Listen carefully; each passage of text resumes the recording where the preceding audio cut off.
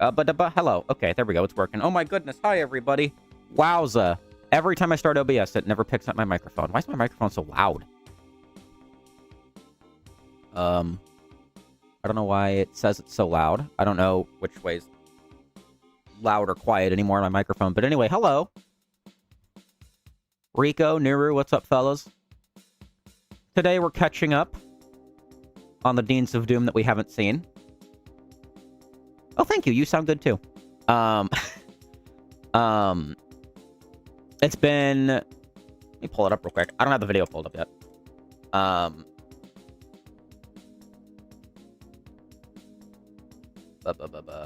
Pain 27. When was the last time you uploaded a video? So it was, yeah. Sunder. And then the 2025 Halloween special 7 months prior. The actual end of Season 3 was 2 years ago. Holy shit. What's up, Dan? Okay, so hold on one second. Let me pull up the video. Don't start immediately.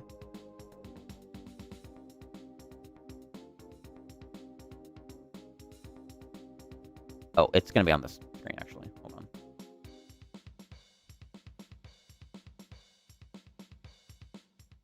Okay, let's switch to this screen. Which of these is it? It's this one. Very good, okay. So we got that going. Now, here's the thing. I mentioned in a YouTube post, and I mentioned in my Discord, that there would be something different about this stream, about potential streams going forward, and specifically these reaction videos. Thank you for the comment on my huge cucumber. And that's, I think, a very fair criticism of my reaction videos, I'm sure everyone can agree, is that they kind of lack something. I don't cut out the dead air. I kind of just turn it on, react however I react, and then just immediately upload it. I don't really trim anything. I don't do any like cutting down to it. And I thought, well, maybe I should. They could be better. Maybe I should try cutting out the dead air. But we know me with how little energy and time I have. If I do that, it's never getting done. Same reason why I'm doing this on stream now. I don't, if I don't react to these on stream with how little time I have and little, honestly, like, free space I have, because I don't have a moment to myself every day, this shit's not getting done. So, That's why we're doing it on stream today. As for how I could make it better, I thought, what's a way that I could make these a little bit more interesting? And then I thought, what if... Whoops. Wrong thing. And then I thought, what if you could just, like... What if you could just see the person behind the camera? What if you could see what's happening behind the screen, what's happening in the other person's face, and, you know, that makes the reaction a little bit more interesting to see. Hello, I'm Neurometry.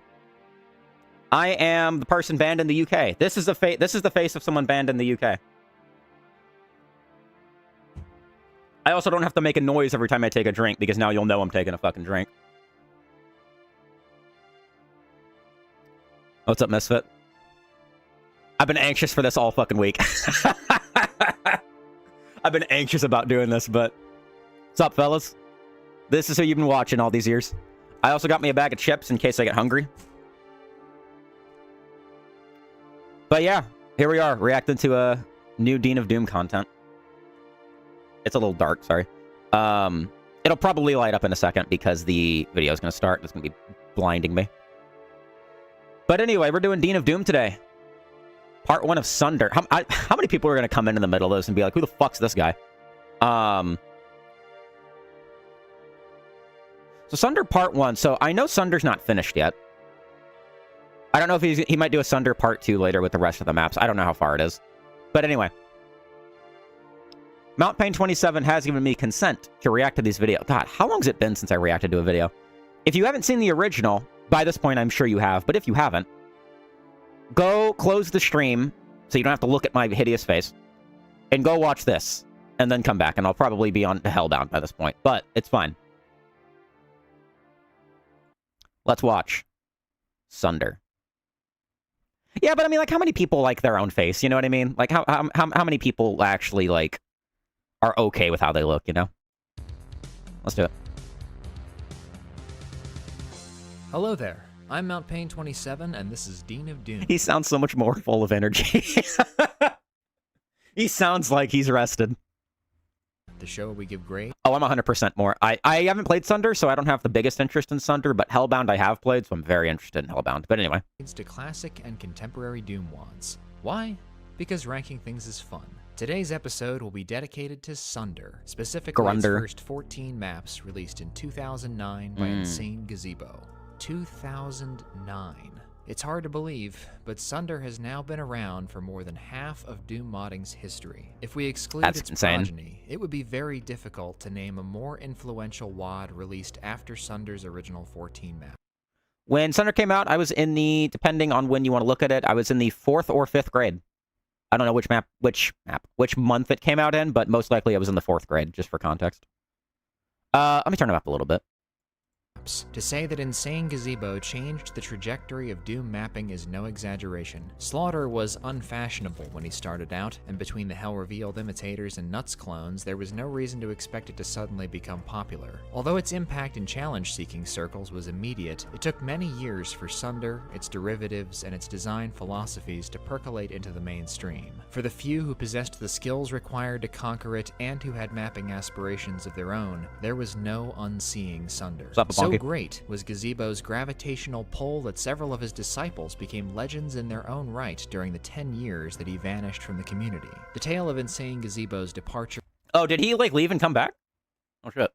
...in return is beyond the scope of today's episode, but I can only imagine how much more power these first 14 maps must have had when their author was still a ghost. I have never known a Doom community without him. Now more widely appreciated, tamed by speedrunners and Let's Players of all stripes, Old Sunder is considered almost docile by today's standards, but it rewrote the definition of enormity, brought prestige to a long disparaged mapping style, and showed us what we talk about when we talk about Doom.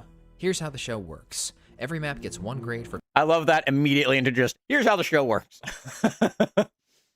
It's great. No, it's good. It's good. quality and one for difficulty. I'm glad he came back. Grades Shit. go from A to F. Grade A levels are fun, memorable, visually distinctive, creative, and a fair challenge. We grade difficulty from X to E. X for extreme, E for easy, A through D in between. Remember that disagreeing is part of the fun, and at the end of the day, this show is about spreading the joy of Doom. So let's do so. The rules are, we play on ultraviolence and must pistol start. Maybe it's just me. I think I prefer the old, like this font for everything rather than this for the rules. That's just me. I feel like it was more stylized, even though it's. I mean, you saw it with me. It's the Doom font. It's Doom. Everybody uses the same font and the same color scheme for everything. So I get it. I understand why the change might have happened, but I don't know. This font is just really nice. This style is very nice. Oh, there's post credits? Hell yeah, Avengers. I think I briefly played one Sunder map like 15 years ago. What's up, Gogaru? Life's life right now. It's something, let me tell you. I'll talk about it sometime, but not now. Not soon.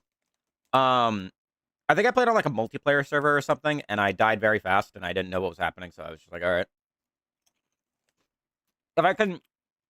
I kind of remember the map, but I don't know how to describe it. If I see it, I will mention it. I'm sure I'll see it. Each level. I need to play the WAD twice before reviewing it. Saves are allowed, and we go for 100% kills in all levels, making exceptions when it's just not worth it. I played Sunder on Z-Doom, as Insane Gazebo intended, har har, switching to DSDA when my computer started smoking. Compatibility is boom. Now, to the WAD. Map 1, Python. The majority of today's Doom community arrived after Sunder left its mark, myself included. It's tempting to cover my insecurity with fake detachment, to deride Python as baby Gazebo taking his first steps, but I can't. How portentous must this map have been to boot up and play back in the day? Could anyone have guessed what was coming? No. I was born and bred on Sunder worshipping WADs, so I thought I knew what was coming. Imagine my surprise when nervousness jangles in my hands as the first Archvile dance begins. Python is a statement of purpose. The first demons you encounter are Hell Knights, Revenants, and Archviles. These are the standard denominations. Crowds of chaff make you fight for space. Small weapons turn into big weapons, and with big weapons come bigger obstacles. You will be asked to pay attention to Archviles and Cyberdemons at the same time. Cyberdemons are your friends. Be nice to them until it's time to not be nice. There are no secrets. Treat power-ups with respect, never trust a pile of corpses, and don't fall. Don't fall. This is how it will be. It's true. Looking at these cliffs, I do think Insane Gazebo sure came a long way. But hopping over bodies on my way to the exit in the year 2026, I also think, man, was that fun. Grade A, difficulty B+. I'll be using... I haven't streamed a reaction in quite a few years, so usually during the map, I try not to look at chat or react to anything like that, because I want to focus on what he's saying. But between maps, I'll pause and catch up and stuff. Let me see. Oh, UZ-Doom got released. Hell yeah, on a new thingy.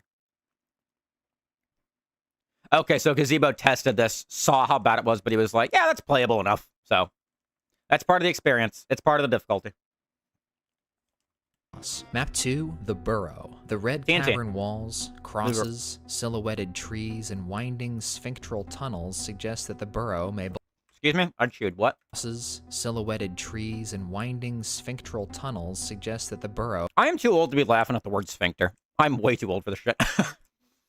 Yo, what's up, Nukem? ...may belong to the alien... How are you saying this? Aren't I banned in your country?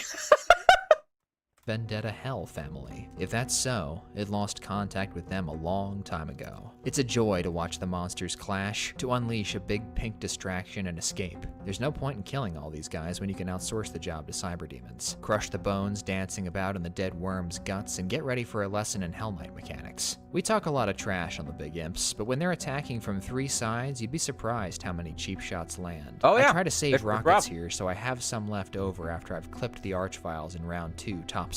The Cybers can handle the rest. After tearfully parting with our 2 companions, we come to the only weak part of the burrow. Sniping these Archvile sentries. they're completely and utterly harmless. We've seen a few crowds in Sunder so far, but the skeletons are the first force that will make you give ground. It's an interesting fight, because Gazebo doesn't lock you in, but he doesn't give you enough ammo either, so it sort of devolves into a hunt for stragglers, and then picks up again when you enter the building, find 30 more rockets, and face the revenants that got stuck on the way out. It's trepidatious and spontaneous and strange. I know the burrow is supposed to be a dire forecast of things to come, but it's too enjoyable to scare me. Grade A, difficulty A. This looks so fucking fun already. For the people who've seen me up to this point and kind of know my general skill level, do you think Old Sunder is within my skill set? Probably is, right? Like, if I can handle Swim with the Whales, I can probably handle Old Sunder. This new Sunder, though, this, like, new fucking Gen Alpha shit, I don't know. Let me see. Yeah, I'm thinking about getting a VPN sponsorship at some point to fucking, you know. Glad everyone's coming out today to watch us react to the old Diener. That's what we got from Map 3.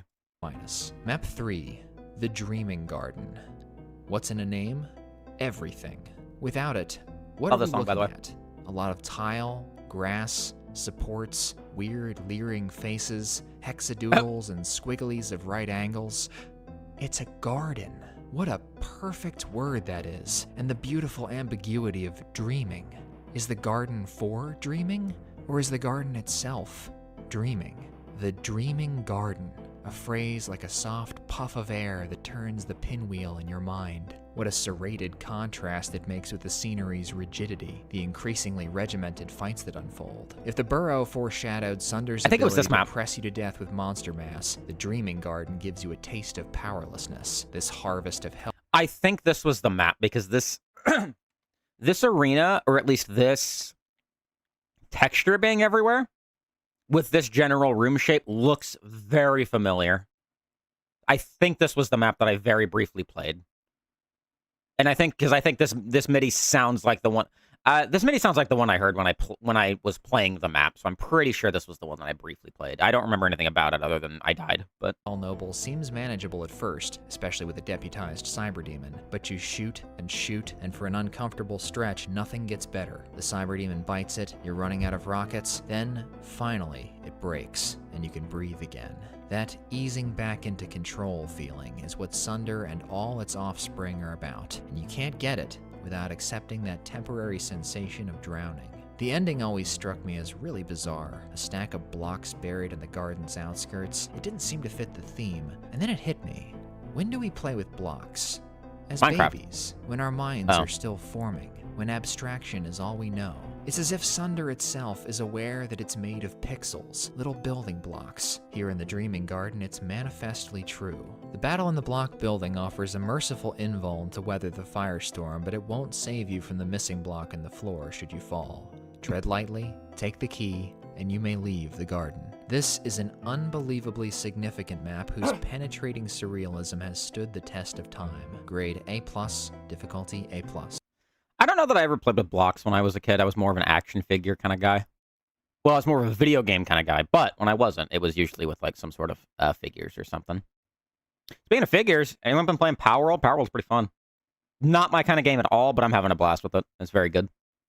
See, I'm hesitant to use the terms like easy, like that. Well, the Gen Z kind of easy, because like easy's relative. Y'all can keep that. That one's for you. I'm very much just someone that I mean, I'm not criticizing you for this, say whatever you want. I'm just saying, like, I recognize that what's easy for me is probably not easy for other people. Like, looking this fucking atrocious, let me tell you. No, but no, like, I don't know. I'm sure I can well, I guess it's also, I mean, probably a lot of people, you just use, like, the keyframe stuff whenever they play. Oh, that's what you mean by... Oh, okay, yeah, I don't know. It's fine. It's fine. I can handle Sunder. I'm a gamer. I'm fine. I can handle Sunder. Map 4, Metal Descendants. At some point, we'll play Sunder. How to put this? Metal Descendants succeeds at being not very fun.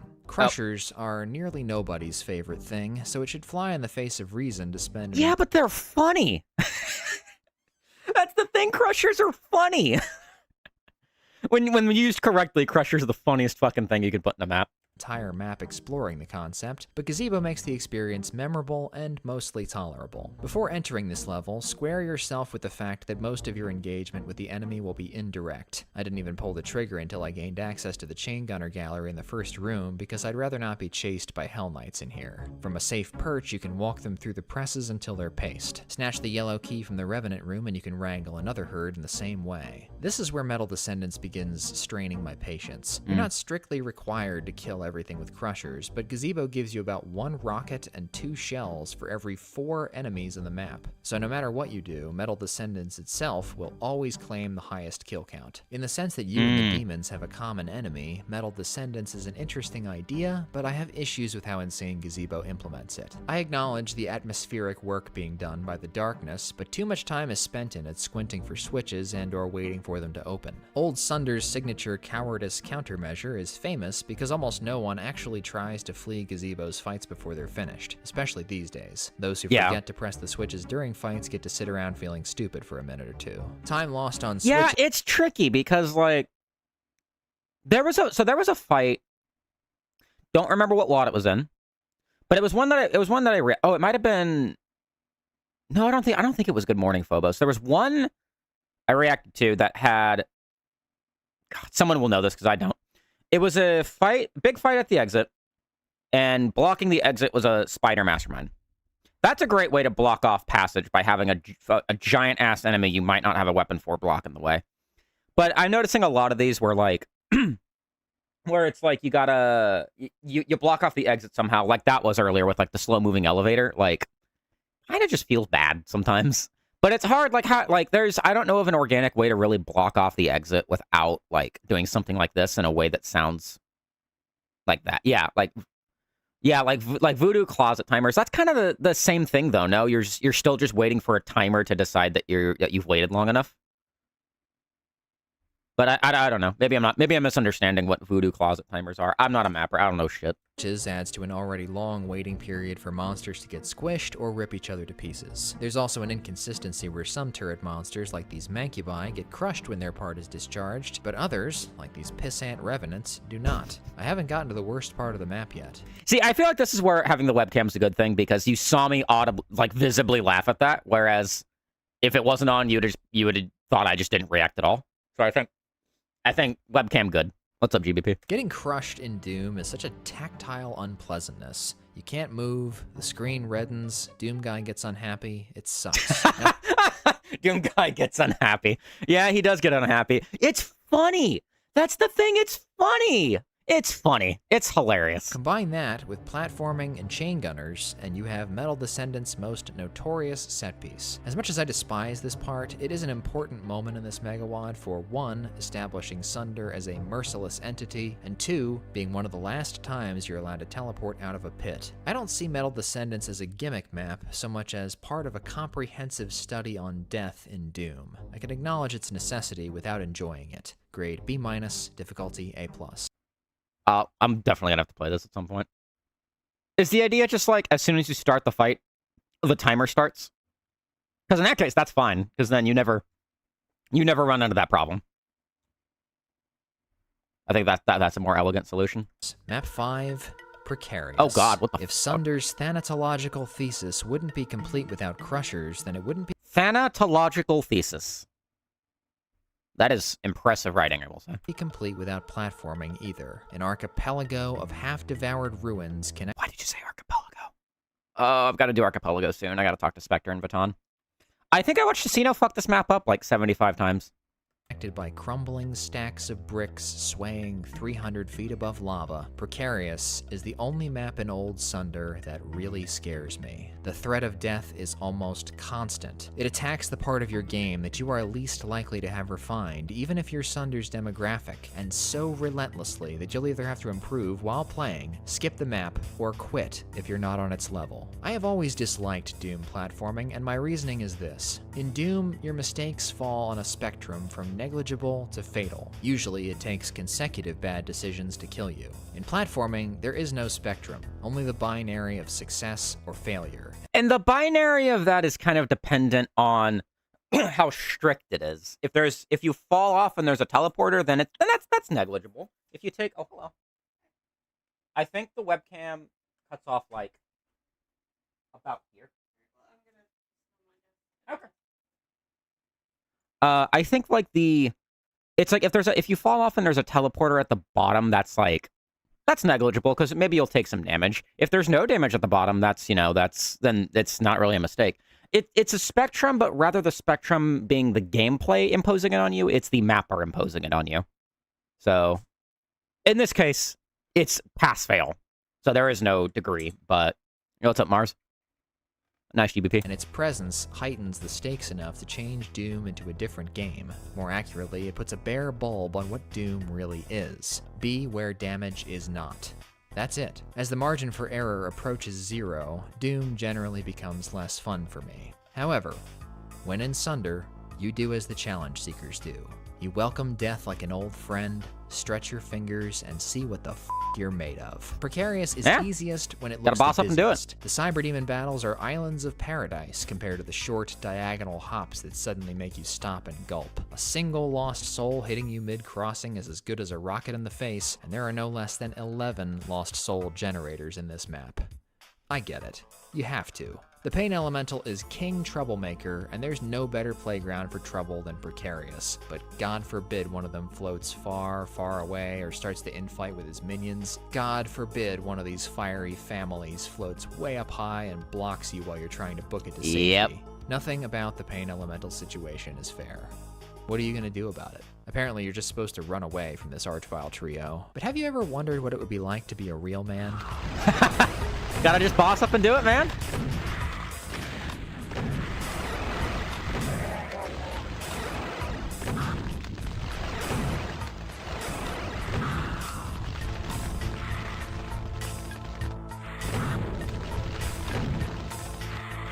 He's gonna nail it, isn't he?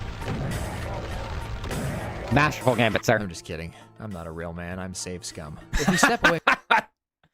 Man, no, you fucking cooked him, dude. That was good. That was expert gameplay. That's really rad. Challenge discussion. That was expert fucking gameplay. No, that was awesome. Like, this definitely seems like a just boss up and do it kind of map. Like, oh, there's worse platforming. Oh, excellent. As long as platforming's fun, I don't care. But if it's like, I'm trying to think of an example of platforming that I dislike, and I can't really because I don't mind the platforming. Like the platforming in map 1 of what's that one called that I played? I don't remember the one that I Doom indexed. I can't remember what it's called. Like that platforming in that one was fine. Yeah, I don't know. That was good though. That was some good good Archie fighting. For a moment, Precarious has only 2 shortcomings that I can see. Searching for skull switches is stupid, and Boom is stupid. A Revenant managed to punch a cyber demon off the edge in this recording, and this kind of thing happens more often than you'd think. In a meager display of will, I forced myself to walk from the final fight to the exit without mid-saving, and doing so got the teensiest taste of what a nerve shredder that would be in a real run. Casino. What separates Precarious from the pack is the imperative to practice it. Slaughter enthusiasts can waltz into all kinds of calamities and feel at home, but not Precarious. If you feel at home here, you really are playing an entirely different game. Precarious is one of Doom's great senseis, and all great senseis are sons of bitches. Grade A, difficulty X. Man, that is something. I mean, these days you just save. Like no one's got the time to do saveless. Most people don't have the time to do save. If you're doing this full time, that's one thing, but like, just save. Because, man, losing all that time is just awful. I stopped doing it in Memento Mori 2, and I felt infinitely better for it. So. Map 6, Grinder. Yes. This is a That remix. title is correct. Grinder is all about wearing down player morale. To do anything in this map, it takes great effort, and it takes forever. With so many species of sniper encircling you at the start, the only way to escape sitting duck hood is up the zigzag stairs, but when you do, Gazebo hammers you with an Archvile-led surprise attack to supplement awkward cyber crossfire. After you clear the opening area, there's an all-too-brief interlude, and then the painful process of infiltrating the compound begins. Up and down the elevator you will go. I think I also watched Casino fuck this map up 900 times. Goading goats into infighting, snuffing out archviles, retreating, and wringing your hands over dwindling supplies. It's a long wince, this clearing out operation. Whittling down cybers and taking out monster formations piece by piece might have been fun with some room to move, but there is none of that here. The worst mistake you can make in this map is to run low on rockets before this happens. Oh my god.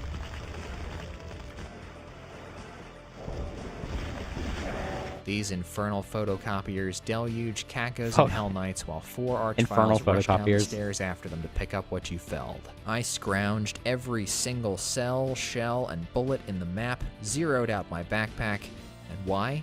Because I only had 20 rockets left. There is no negotiating this, no weaseling out, and no strong-arming. Your reward for surviving the grind is a twisted sort of wish fulfillment. 3 invulnerabilities to confront 2 cage fights, the latter of which is just a vulgar salvo of scratches, screams, and rocket punches. Fail to convert a white screen, and you're gore. A miserable map deserves a miserable ending. Down to the workmanlike stone and wood and metal aesthetic, Grinder is utterly obstinate and grating. The soundtrack's no good either. While it does exacerbate the stress, other MIDIs have done that more gracefully, even the original version of Suspense. It does, however, grind. I can't dispute that. There's no flavor to this kind of difficulty, just trial and error and endurance. I can't fault Gazebo for accomplishing what he set out to do, but why set out to do this? Grade D+, difficulty X. It's like a kind of hot sauce that's like... It's like so hot that there's no flavor to it, it's just pain. But at the same time, you know it could be spicier. It's not the spiciest thing out there, but there's no enjoyment to be had. Or evidently very little enjoyment to be had with it, because it could be worse. Something like that, sort of.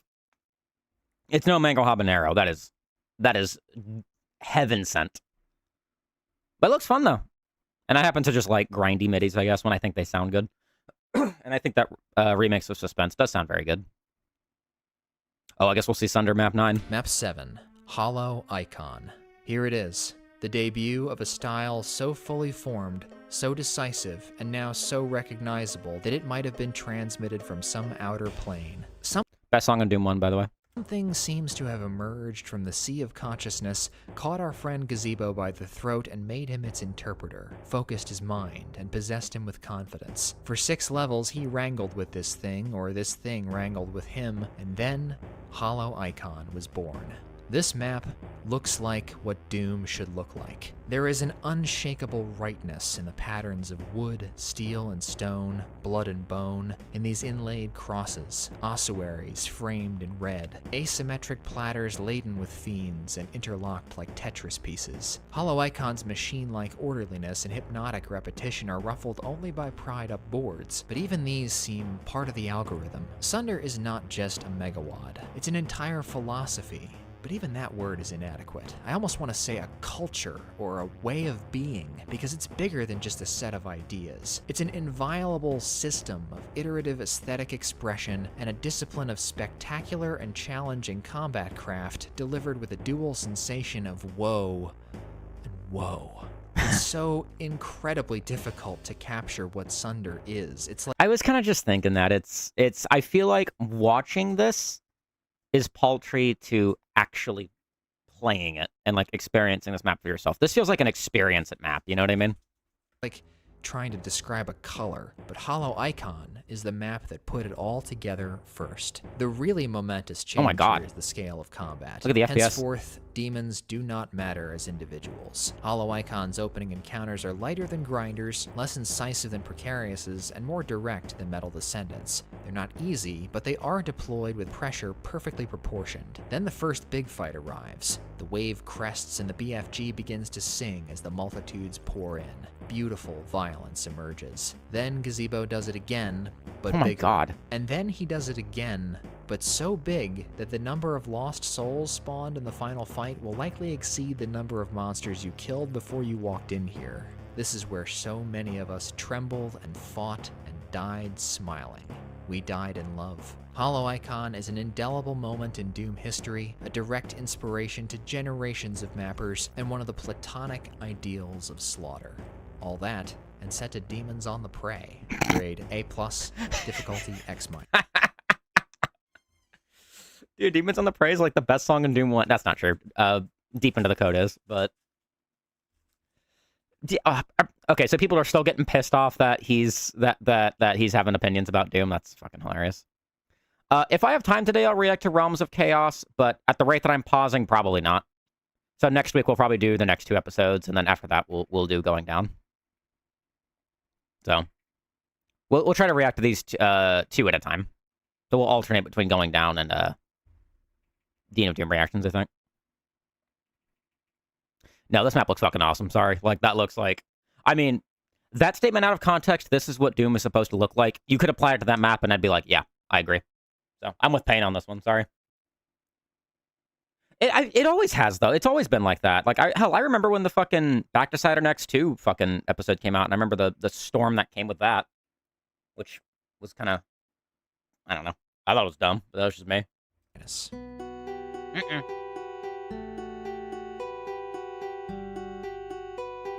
I know this MIDI. I know what map this is from.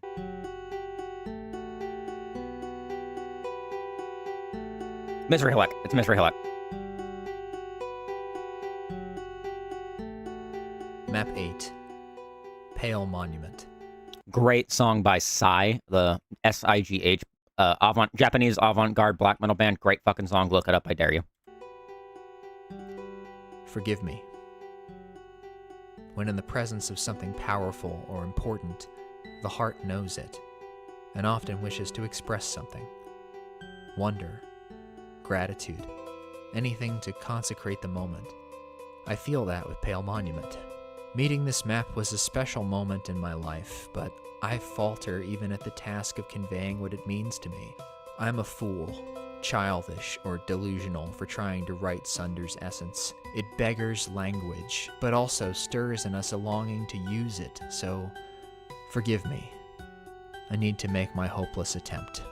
Pale Monument... Before you start that, you can see me holding up the one, because I was going to say, no, this song is from Alien Vendetta. I'm saying there's a song by a Japanese avant-garde black metal band, also called Pale Monument. The title just made me think of that, that's all. Is the Sunder map I have revisited most often. It makes me think about dying. It taught me that megaspheres are the same color as flesh, and maybe that's for a reason. Many times upon entering this map I've thought it will try to overwhelm me, but I expect it to overwhelm me, so I won't be overwhelmed. And every time, I have been wrong. Death cannot be avoided. In Pale Monument, the dispassionate multitude can follow you anywhere. It moves without hurry. We sometimes picture death as hungry or lustful, but it is only inevitable. Cause and effect, like blood flowing from a wound, like a decaying formation of cacodemons following and following. They're not really smiling, you know. They are all just staring blankly. There are so many. This is where I begin to wilt, where my protests sputter and my eyes lose focus, and I begin to doubt that this is retrievable. There's not enough time to learn humility in your final moments, only to panic or set your teeth before you wink pointlessly out. Even with the crutch of the save button, Pale Monument crushes me like a bug, stumbling neck deep through blue juices and red offal, past dazed cyber demons and profane canvases and medikits buried in the dead. I feel especially aware that I am always running out of time. Here's a paradox. You are the only part of Pale Monument that does not belong because you are still drawing breath, but without you, it has no witness, no reason to exist. Yeah. Without life, there is no such thing as death. Death needs life as much as life needs death. It worries me to think about where Pale Monument came from. If it is just slabs of monsters and textures arranged in a way that Insane Gazebo finds aesthetically pleasing, then I submit that aesthetics can be unconsciously sourced, and this was sourced from deep within. Pale Monument cuts to the heart of... Sorry, I am listening, but I was watching the gameplay, and yeah, that's fair. There's probably no way to get out of that one. And this was sourced from deep within. Pale Monument cuts to the heart of why we subject ourselves to hundreds or thousands of hours carving away at people's labors of love, shooting cartoon sprites with 2D guns. We do it because we are exploring the human imagination, interacting not only with each other, but also with worlds that few human minds can access. To me, it seems that Gazebo found a plane made in the image of our unanswerable fear of death. I am far removed from objectivity when it comes to this map, but I know it's not flawlessly constructed, or even all that fun in places, and that doesn't matter. It is an irreplaceable experience. Grade A+, difficulty X.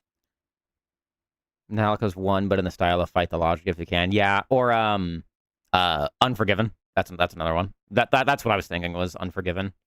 There's another similar song that they did, but I can't think of one. No one's gonna get this but me, but also Acid Bath, The Bones of Baby Dolls. That's another one. It's very similar. Footnote.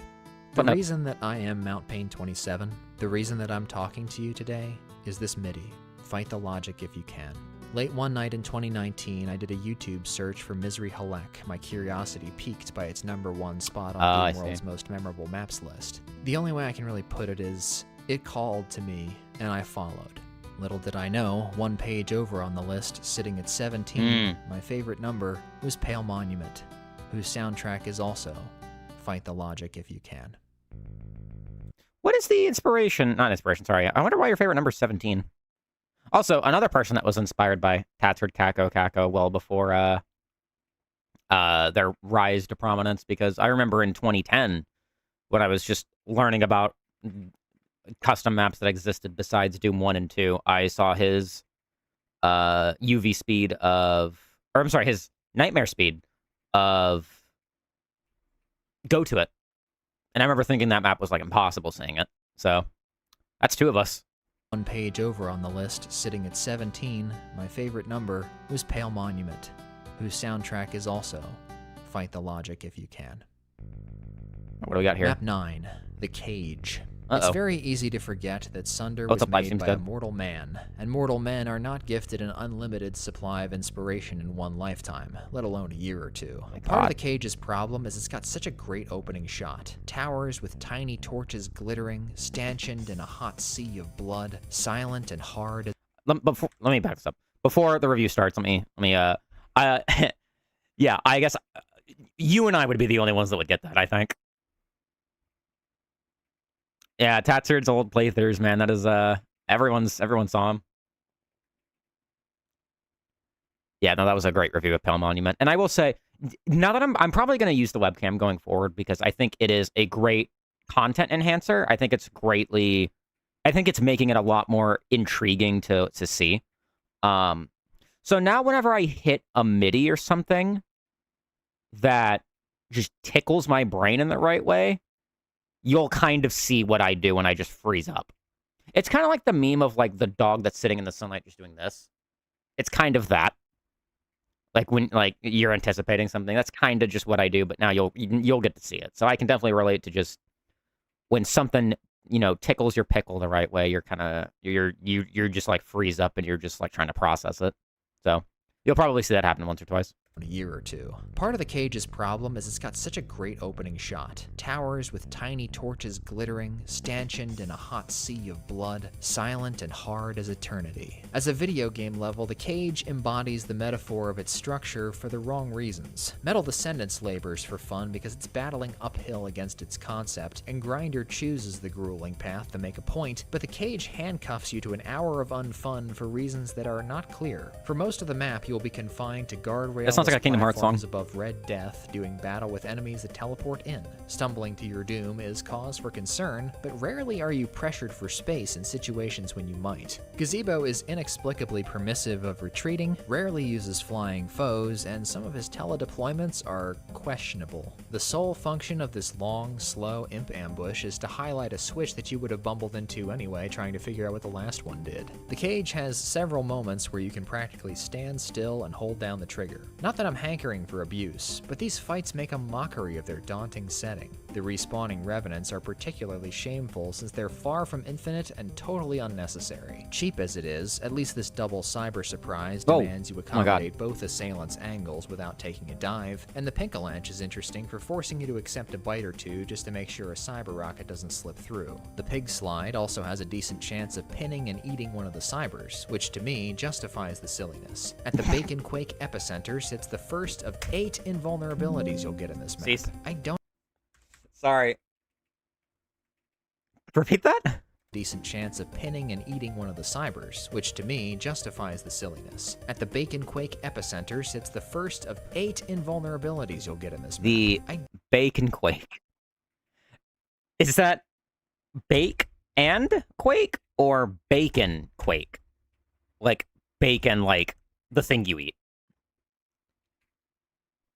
Oh yeah, I've had long hair my entire life, and I'm very happy about it. I will never get rid of it. Yeah, see, I don't know if it's like bake and quake or bacon quake. Like the thing you put on burgers and stuff. Don't understand how being invincible serves the plot in most of these fights. You can get knocked into the drink by the stair cyber, but not in the plus sign arenas. With the BFG and 2 minutes of God mode, you're more likely to die of boredom in the aftermath. The final fight is the hardest part of the map, and I don't think it's even close. I blame the 2 build-up fights for sandbagging me, and the cage's general tedium for dulling my instincts. It's asking an awful lot, getting hyped for this maelstrom of braying and bullets and burns after a lethargic hour, and especially demoralizing to die whittling down the last of the cage's 170 barons. In the end, it's clunkiness that negates the cage's spectacle. This is the last Sunder map for which I have no reverence. Grade C, difficulty X-. Footnote, why the hell is this elevator single use? Map 10, the Hag's Finger. The Hag's Finger! I forgot that map existed. The Hag's Finger. Seer, I hope you're watching. I completely forgot about Hag's Finger. Oh my god. Fucking Seer, man. That dude is I wish I was half as funny as Seer was. Oh my god. I gotta run to the bathroom real quick. So that's the best part now. You can see when I get up, instead of wondering where I am. Well, I put up the bathroom break text, but anyway, I'll be back.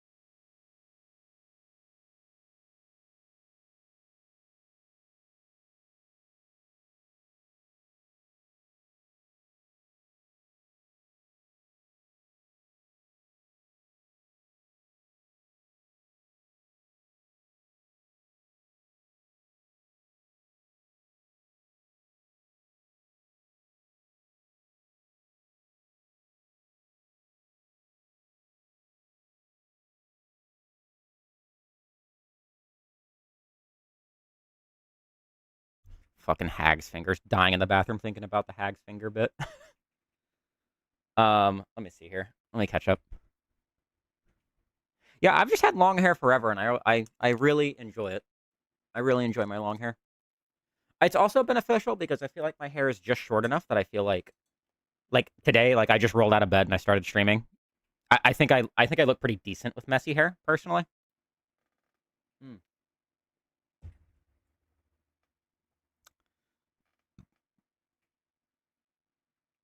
Fucking just a hag's finger, just him just beating that gag to death. There's a lot of times I think when you just overuse a gag, it's dumb. But like Seer knows how to do it and keep it fresh every single time. Thank you, Nibiru. I appreciate that.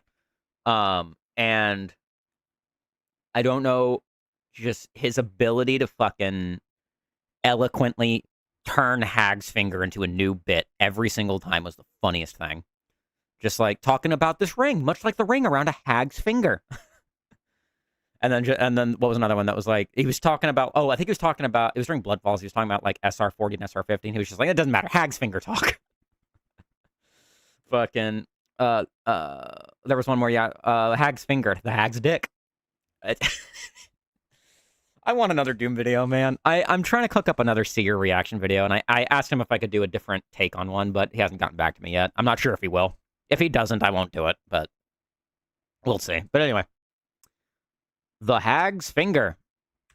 Note, why the hell is this elevator single use? Map 10, the hag's finger. Of all Sunder's colossi, the hag's finger is the slowest, the hardest to provoke. It's a sinuous climb to the Citadel's summit. This song is from Duke Nukem 3D. Replete with bare, dismal scenery. Withered gardens, a parched fountain, a graveyard gate ajar. Bobby Prince's sluggish synths and loping percussion set the tone brilliantly. It's a theme for a lazy predator, like a dragon who would rather sleep another 100 years than breathe its fire. In the opening fight, a quarter of its demon population bites it, and the hag's finger yawns. If it's millipede fodder, I can't hear hag's finger without laughing. I can't hear hag's finger without laughing. Incubus corrals and 8 cyber demons can't stop you, that's alright. This map has primordial patience. It can wait for you to lose your balance, or your nerve, or your concentration, so that becomes the test. It's your willpower versus the hag's finger's bloat smugness. When faced with seething masses that keep marching and keep getting back up, your sword arm must not grow weak, nor your eyes dim. Expect to be lulled into a trance and then treated to treachery. A clutch of archviles seizes upon this carrion pavilion when you return from the canyon switch. 24 pain elementals set the courtyard ablaze after you finish pruning the imps. The revenants and pinkies on the grand staircase will have their revenge, and you can never expect the dead to remain at rest in Sunder. You could accuse the hag's finger of excess and or dullness, but unlike the cage, I'm too fucking, this is, oh my god, this fucking, goddamn it, Seer. in Sunder. You could accuse the hag's finger of excess and or dullness, but unlike the cage, its combat choices are much more insistent than awkward, which allows us to conceive of the hag itself as an antagonist. Archviles personify its reptile slyness and powers of regeneration. Hell Knights represent its droning animal violence, its senseless determination. 4 full backpacks of rockets spent on this snarling spill, a carpet of deflated pelts and guts where an army once stood. Revenants then seem to represent the hag's finger's awakened anger. A wall of them is enough to Stop saying hag's finger. Push you back, and in the sanctuary, their screams will harmonize with archvile fire as the last stand is made. This ball of bones will metastasize without diligent treatment, but if contained long enough, will eventually broil itself. Stubborn missiles and last-second flame strikes can topple players ground down by an hour of assembly line murder, so pinch yourself hard before you commence. I don't know if I fully enjoy playing this map, but that rides sidecar to my admiration. What Helm's Deep is to Lord of the Rings, or Troy to Greek mythology, the hag's finger is to Doom. Grade A, difficulty X. I'm so glad I don't have to hear the word hag's finger again in this video, I hope. Yeah, and the funny thing is, whenever I hear Helm's Deep, I think, I hear, I think Left 4 Dead more than I think, Lord of the Rings, because I haven't seen Lord of the Rings, but I know there was that like, survival map based on Helm's Deep with the the drama surrounding that douchebag of a creator. I don't remember his name. That was like 2020 shit for me when I learned about that. And that was still a good ass video by I don't know his name, but by another guy. What was I gonna say? Oh, hi Patrick. That's what I was gonna say. I don't remember if I greeted you yet, but I saw your message up there. Yay, Hag's finger. All right, let's get going. Map 11, the Furnace. I've heard of this Everything map. is a melting point. In the first minute of this map, you obtain a BFG. In the second minute, over 1,000 demons will be mindlessly annihilated, and you don't have to lift a finger. Around an eruption The Hag's finger, sorry. of steel blocks, you make circles, taking in the austere perfection of arches, columns, and the bright, coursing slag, which is all that's left of civilizations. The Furnace consumes all. It might not be quite accurate to characterize the Furnace as murderous. Murder implies some kind of relationship, and between this cosmic foundry and you, that could never be. The Furnace is perhaps the ultimate old Sunder map, because it is the ultimate statement of disregard for life. If Sunder can be thought of as a collection of masks that death itself wears, this one expresses only impassivity. That was lucky. It is simply too big to care. That is the Furnace's greatest symbolic strength, and practically speaking, also its greatest weakness. As much as I love to romanticize maps from the rearview mirror, I remember how difficult it was to finish this a second time, and not because it's hard. After the magnificent opening moments, you are on custodial duty for almost half an hour, which looks like this. I mean, I happen to like this stuff, though, so... Oh, I also happen to like this stuff.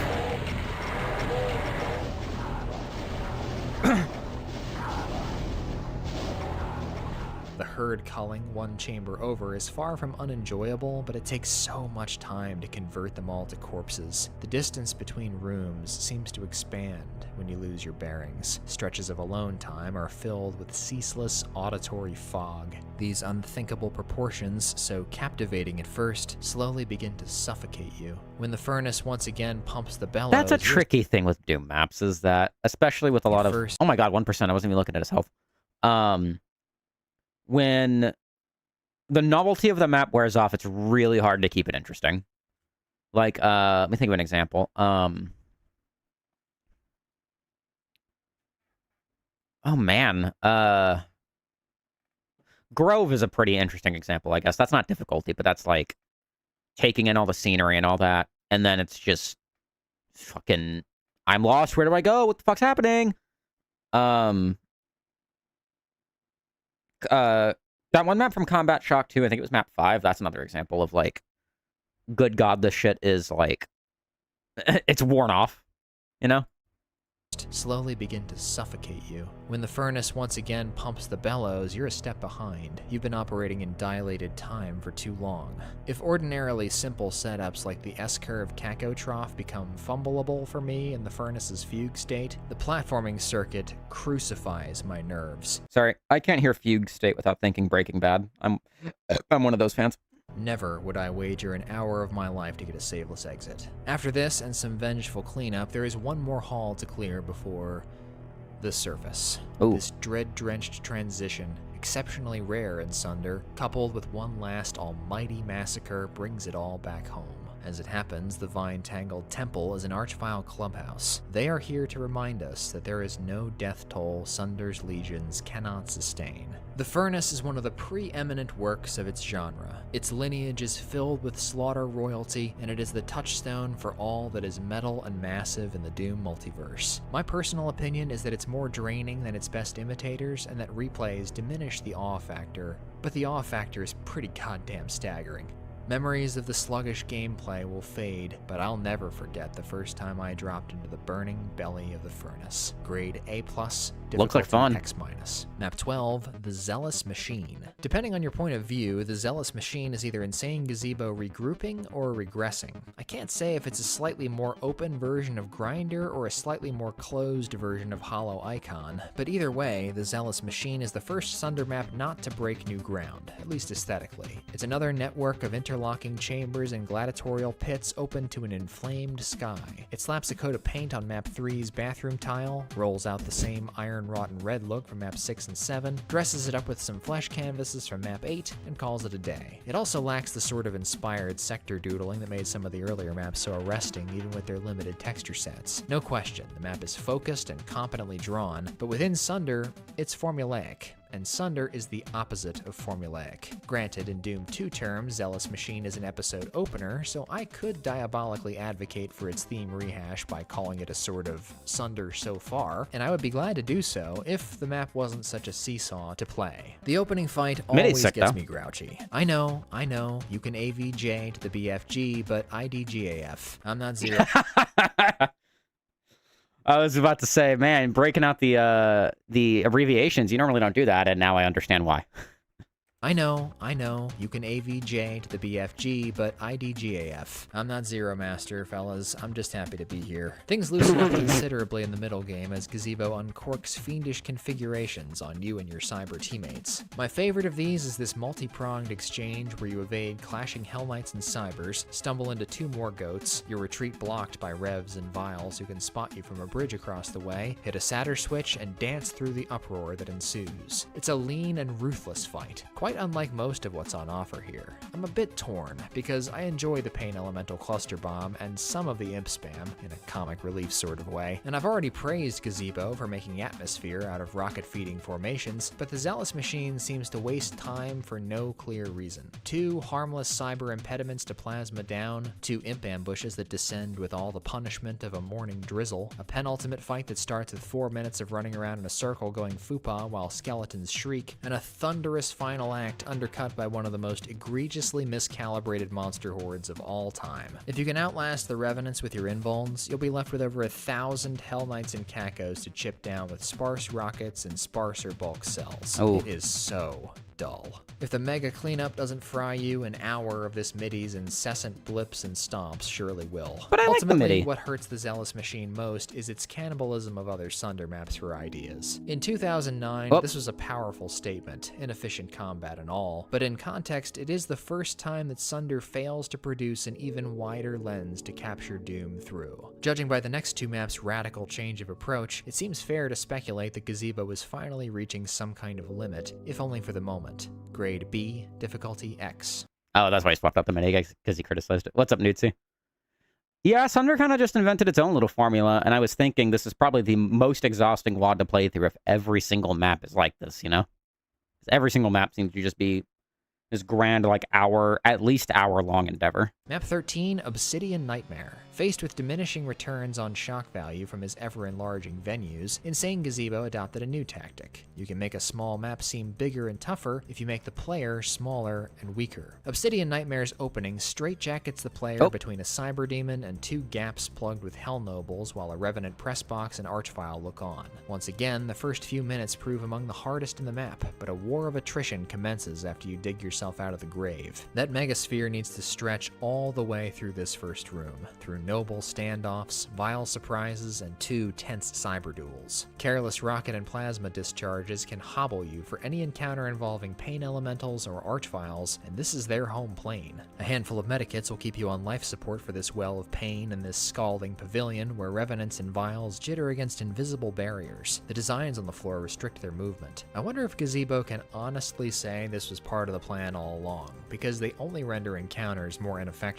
At the end of the fiery serpentine, there's a Crucible Coliseum guarded by a Meatball Brood and 2 Cyber Demons, but don't even bother with them. Take plenty of ammo in because you don't get refills and survive 4 flights of escalating flammability to unlock the second act. The pillow of imps that greets you at the bottom of the stairs really drives home how harsh Obsidian Nightmare's first half hour has been. After a shootout with a clutch of pyromaniacs in a dark tunnel, one of very few fights I actually played well in this recording, Gazebo detours you to his most high-functioning imp battle yet. It's subtly dangerous, but fair to a player who came out of the Vile Tunnel badly burned. Only 700 monsters in this map, and half of them are here. After one more well-lit tunnel battle, we finally come to Obsidian Nightmare's main event. This is Old Sunder at its most triumphant and excruciating. This supercharged hunted redux set in an Escher realm of white metal and topaz prisms is the Doom mapping equivalent of a grand slam. An energy IG Cell Pack dreamed that it Are we talking the Denny's breakfast, or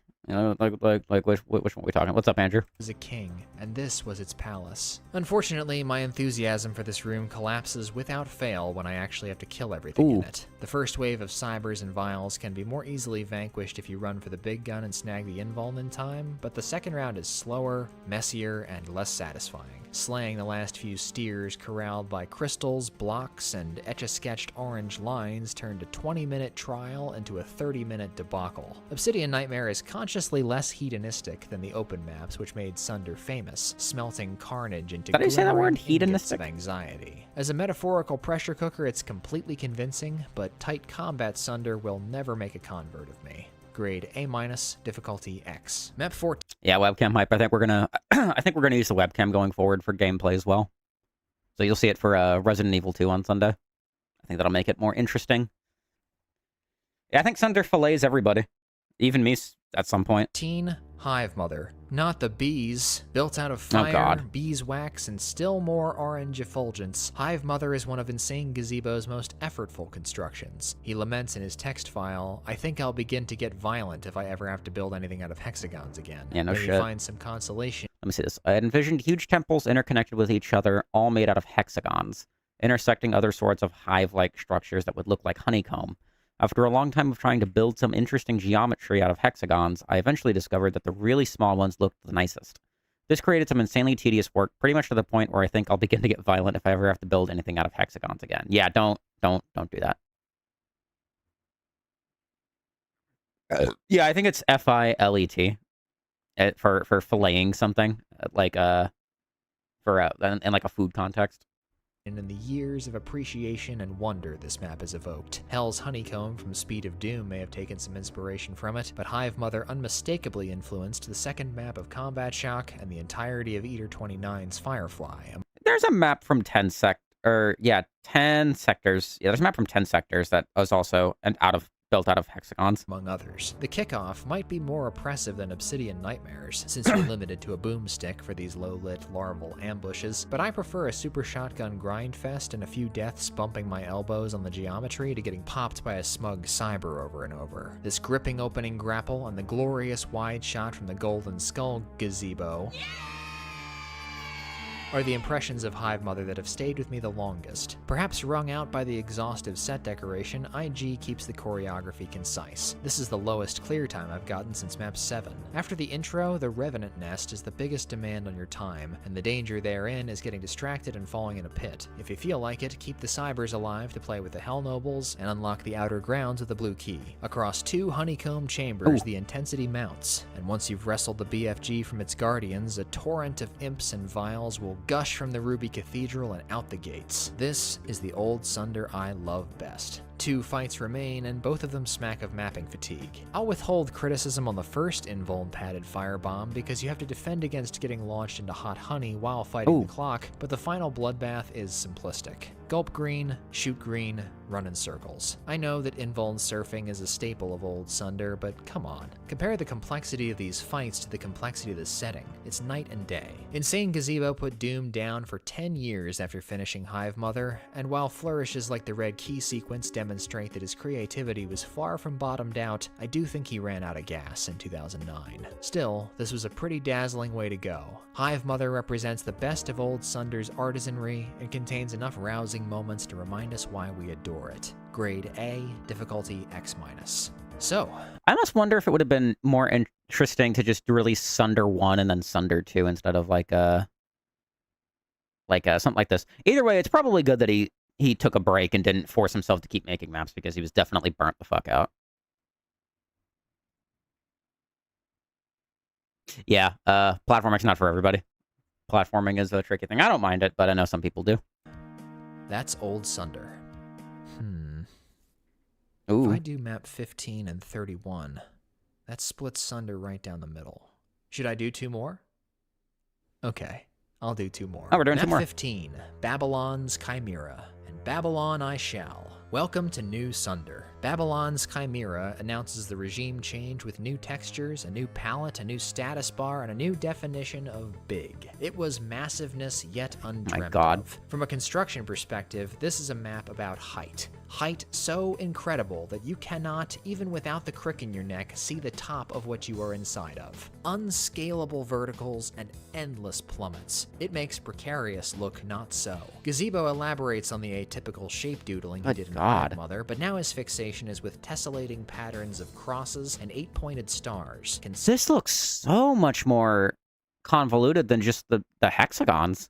Concentric explosions gleaming like the sun. The more prominent custom textures, especially the recurring woman robed in blue, liberate Sunder from its vanilla chrysalis. The relentless application of all this blue and gold rippling under a flame-licked sky makes it very hard to absorb the scenery and survive at the same time. It's overpowering.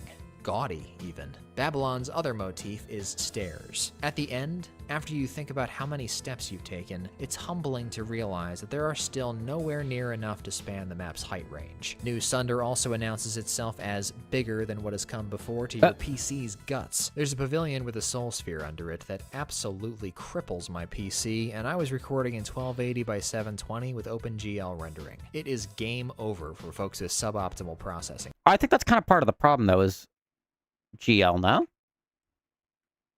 I don't know. I'm talking out of my ass. I have no idea. Hag's finger talk. Power. New Sunder retains its standbys, of course. Babylon's Chimera is still a linear chain of encounters with a few pace setters padding out the apocalypse. Also, a little trick with this, especially if you're recording in ZDoom. If it's this laggy, just spam, pause. Just spam the pause button, because it will update to whatever frame you're on. Fun fact. I had to do that when I was playing Chillax with Wrath of Kronos to make some maps fucking playable. Just give that a try sometime. Is still a linear chain of encounters with a few pace setters padding out the apocalyptic conjurations. Expect the usual salads of Hell Knights, Revenants, and Cyber Demons, but gear up early for crowds, because that's when the BFG arrives. Archviles are more numerous than usual and often needed into the clamoring hordes. Discussing Sunder maps fight by fight isn't practical, but I will highlight 5 set pieces to summarize what you're in for. 1. The Imp and Revenant Abattoir was one of the major roadblocks of my first run because I was thinking about it all wrong. You need a cyber friend in there with you, and the rocket launcher isn't your only option. Even one BFG shot makes a difference, and the SSG is underrated for plowing. That was some good dodging. The lava crossing to the mighty Imp corridor is my favorite sequence in the map, no doubt. What a pleasure it is to reduce such a titanic formation to a heap of ground beef, to watch the fireballs slowly dwindle, to stand alone in an empty hall where an army was howling for blood only moments before. This is what Sunder is all about. Oh yeah, and check those corners. 3. Taking a page from the Hag's playbook, the Water Plaza erupts in It's still funny. It's still funny to me. Echoes, Revenants, and Archviles, and it just surges and surges and surges. A knot of spindly limbs splinters and heals and screams and dies, but somehow continues to grow. You can only hope to contain it. This was 20 minutes of hard labor for me when I knew what to expect, and probably the most difficult fight in a map that makes even old Sunder veterans piss themselves. It's ridiculous. After a long and rather uneventful walk downstairs, you reach 4, the Pit, modeled after India's Shand Bowery stepwell, which brings barrens and vials bubbling up from the muck as a Revenant army churns out cataclysmic quantities of rockets above, and pinkies just die. I love the openness and comical size of the pitfall, but this is one of the most abhorrent cleanup jobs in a WoD that's already not good with that. This many demons trying to scale this many stairs is a total snafu, and angles favor the climbing monsters whether you're picking them off from without or within. Ultimately, the spectacle is worth the mess. Finally, there's 5, the ending, which can be best described as nuclear peekaboo in a grand hall of stars. That's unfortunate.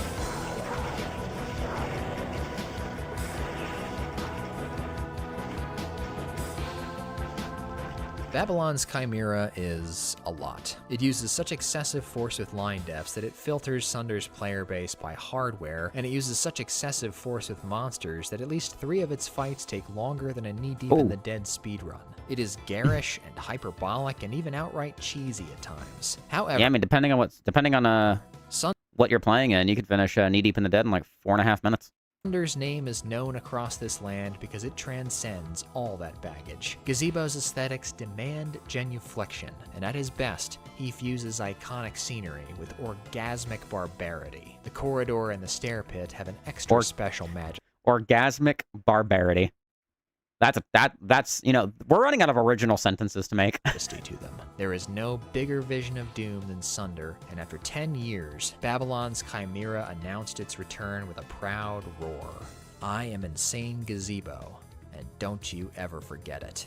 Grade A, difficulty X+. Rand scale. Footnote, oh, by the way, there's a secret exit here. The first and, to date, only secret in Sunder is stupid. It's a tiny, functionally invisible switch right by the exit, which opens a teleporter in the previous room. That teleporter takes you back to much earlier in the map, and here you must intuit a jump to a ledge where there's a rad suit, also a first for Sunder, which protects you en route to the secret exit and a crack in the wall all the way down here. I guess it's obscure enough to be hard enough for Sunder, but the way it unfolds is as unrevolutionary as Sunder is revolutionary. Hi, Mucus Flow. Oh yeah, this was from the video. The one video. Map 31. House of Corrosion. That is something. I'm prone to exaggeration. I bring out fancy words when I am most unable to describe things, but I won't do that here. True. I think House of Corrosion's establishing shot is not only its finest moment, but one of Sunder's finest moments, and one of the most amazing sights I have seen in all my years. I was gonna say playing Doom, but period. I'm so proud of Insane Gazebo. I know that's a silly thing to say, and I have no real right to say it, but look at how far he came since Map 1.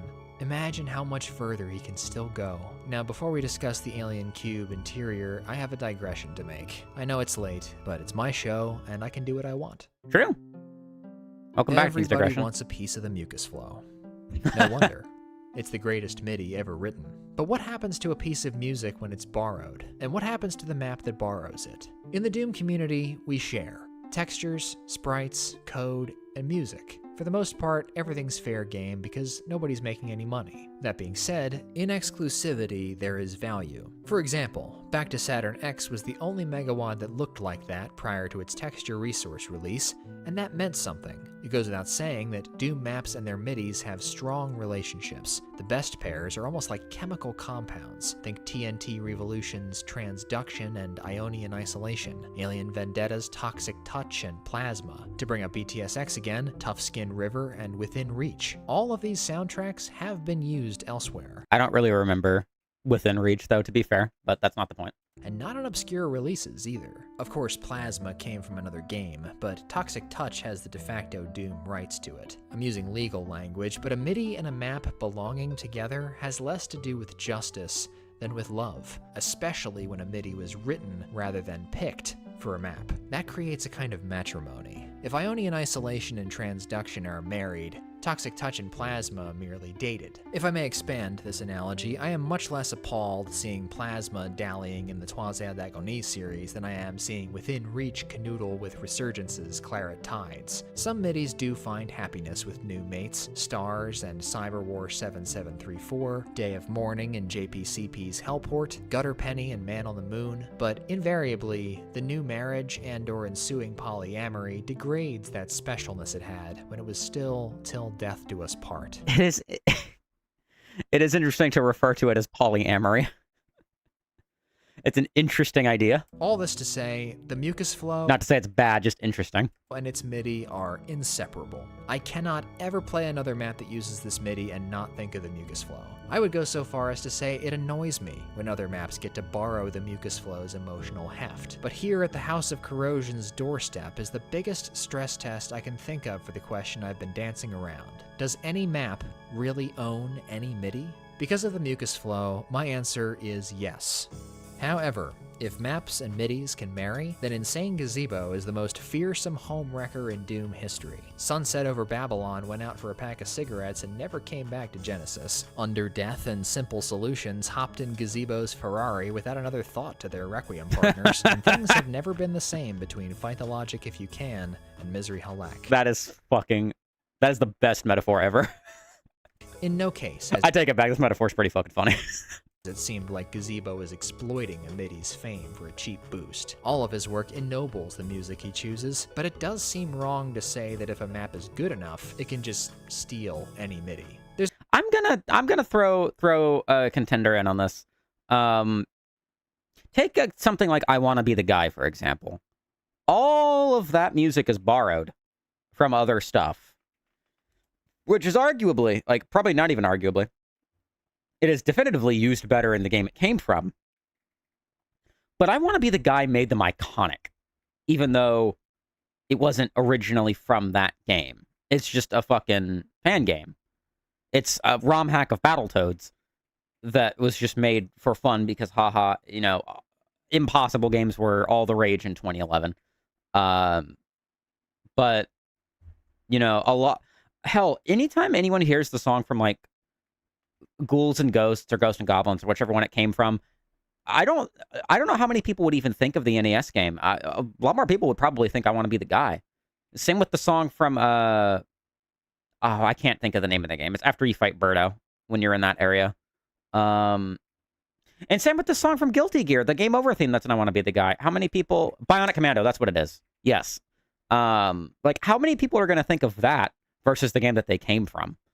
It's an interesting thing when you compare music ownership in a video game, because obviously, yes, you know, all of the music that this came from those games all belong to those games because they were paid to make them that way.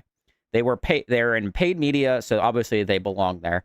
But something like this, like "I Want to Be the Guy," where it's like it was all compiled and made for free, and arguably made a lot of those songs more recognizable than the game that they came from. It's interesting coming from that sort of background, and then coming to this and seeing MIDIs kind of just being shared everywhere, and thinking, because there is definitely some cases where, like, you'll hear a song that you've heard in, like, Memento Mori or something.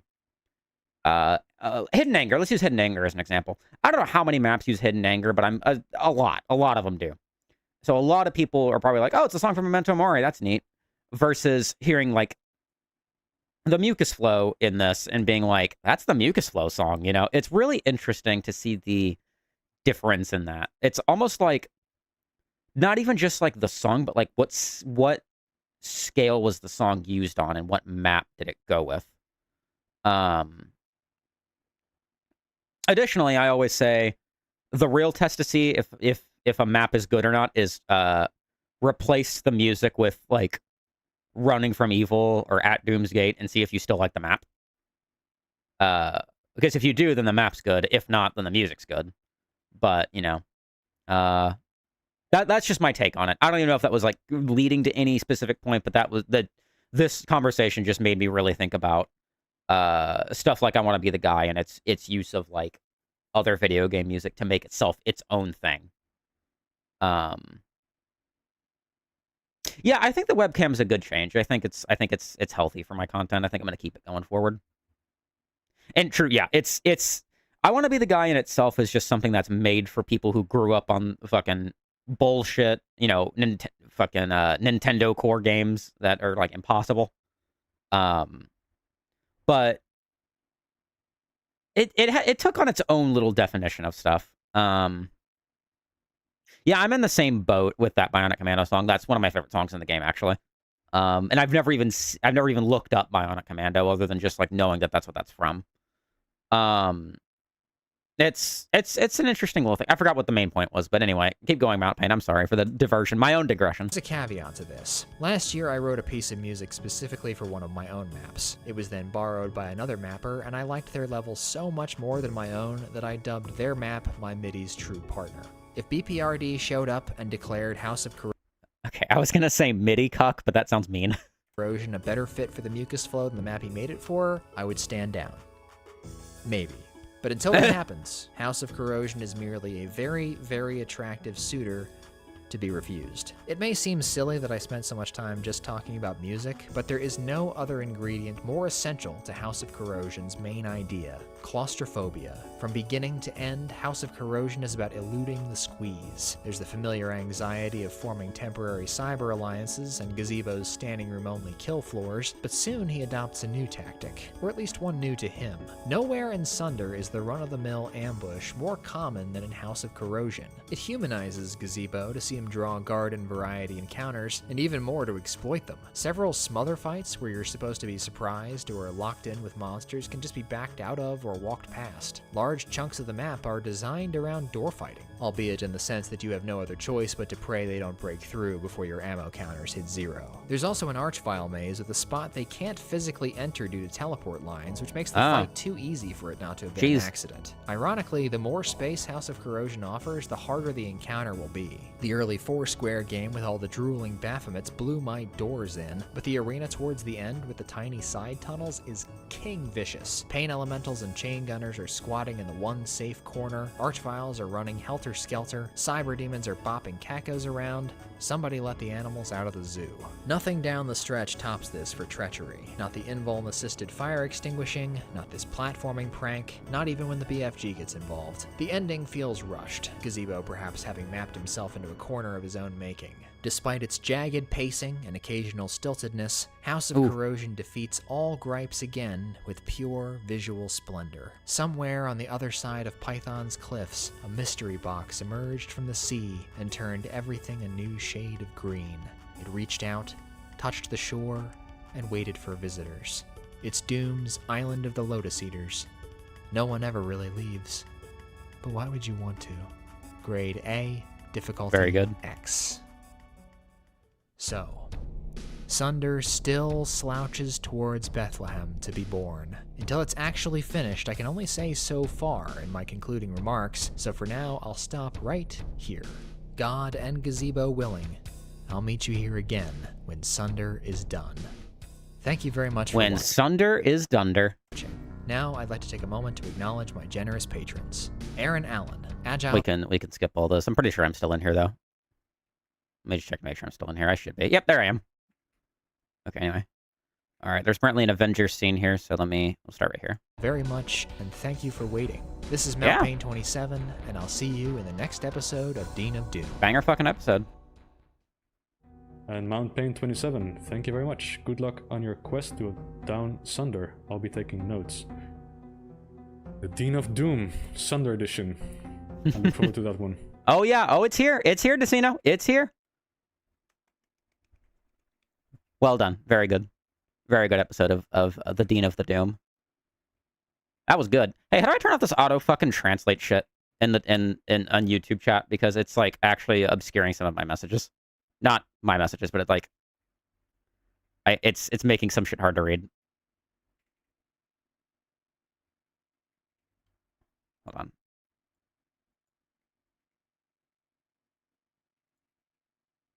on. No. Hold on one second. Nope. Okay. I don't know. Well, anyway, that was good. Good job, Mount Pain on Sunder. Oh, thank you for the 23 months, Nero. I don't know why the alert's not coming up, but it's fine. All right, let's do Hellbound.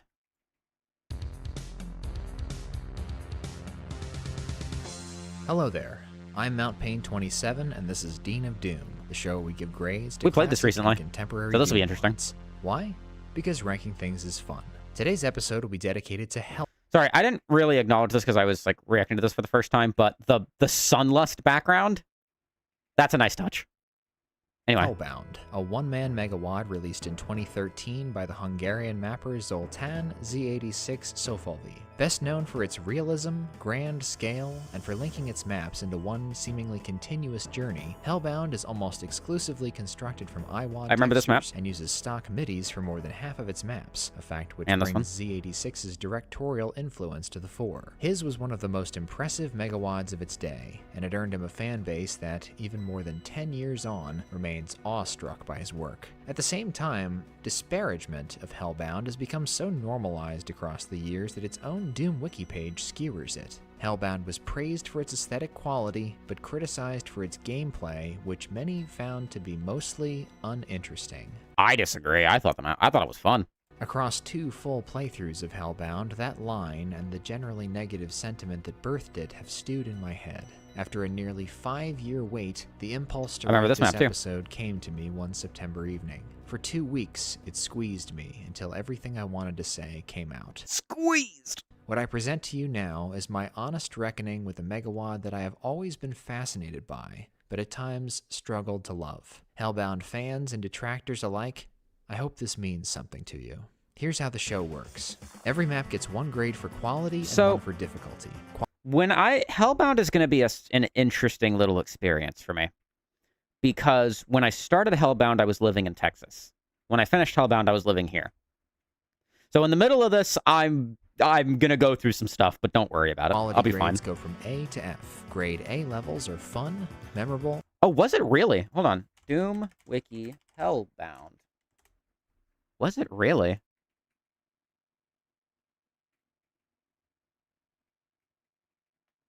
Wow, it was. Oh my god. Hold on.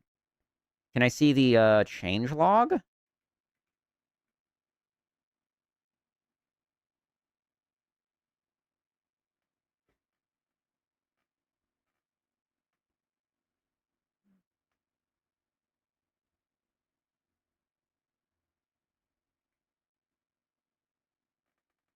Whatever, it's fine.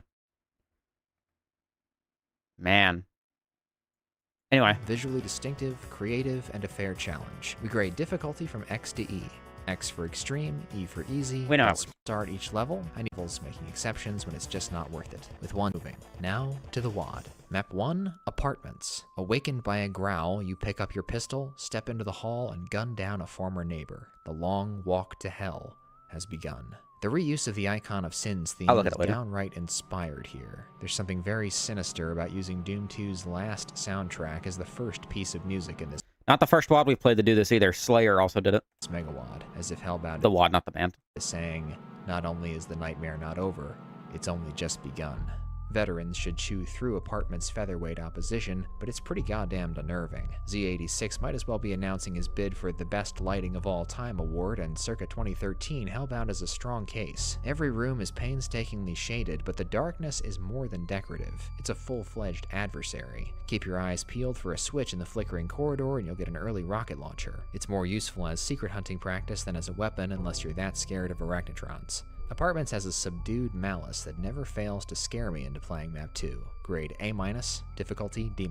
Map 2, Canal Road. Apparently the demons have already had their way with the Water Authority, because the canal is... Wait, that was this WAD? I thought this was a different WAD. Oh my god.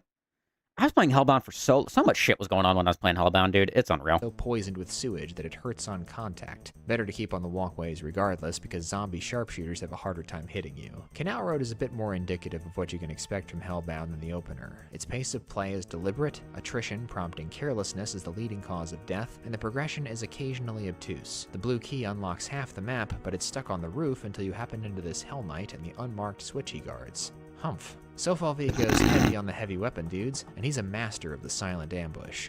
Witness how the roadsides refill with wandering foes after you acquire the red key. There's a super shotgun in this map, which you better not take for granted, and a fantastic little puzzle. Press the terminals in the right order to unlock a rocket launcher and invuln, which negates the otherwise hairy red key surprise. For the most part, Canal Road is a strong continuation of the ominous city theme. Grade B+, difficulty D. Map 3, Testing Chambers. Open season for grown-ups. Drenched in darkness and with 250 monsters at its beck and call, Testing Chambers is an outrageous spike in difficulty for the unprepared. Armed only with former human weaponry, you're beset on by swaths of imps and hit scanners. Oh, I think I do remember this one, actually. Wait a minute. Yeah, I do. That stim packs feel like medikits. That Zoltan's chill with chain gunners is non-existent adds considerably to your incentive to tiptoe. The light amp visor is your lifeline. Use it to plumb the storage area for a rocket launcher and try to stand your ground against the slow encroach of foes. Hellbound maps sometimes seem to awaken all at once, and Z86 allows his monsters unusual freedom of movement. Monsters chase you all around the center area, through corridors, and even up and down the elevator. Agony Rhapsody takes the paranoia to another level. My heart rate doesn't dip until everything is dead. Speaking of which, guess when I found this?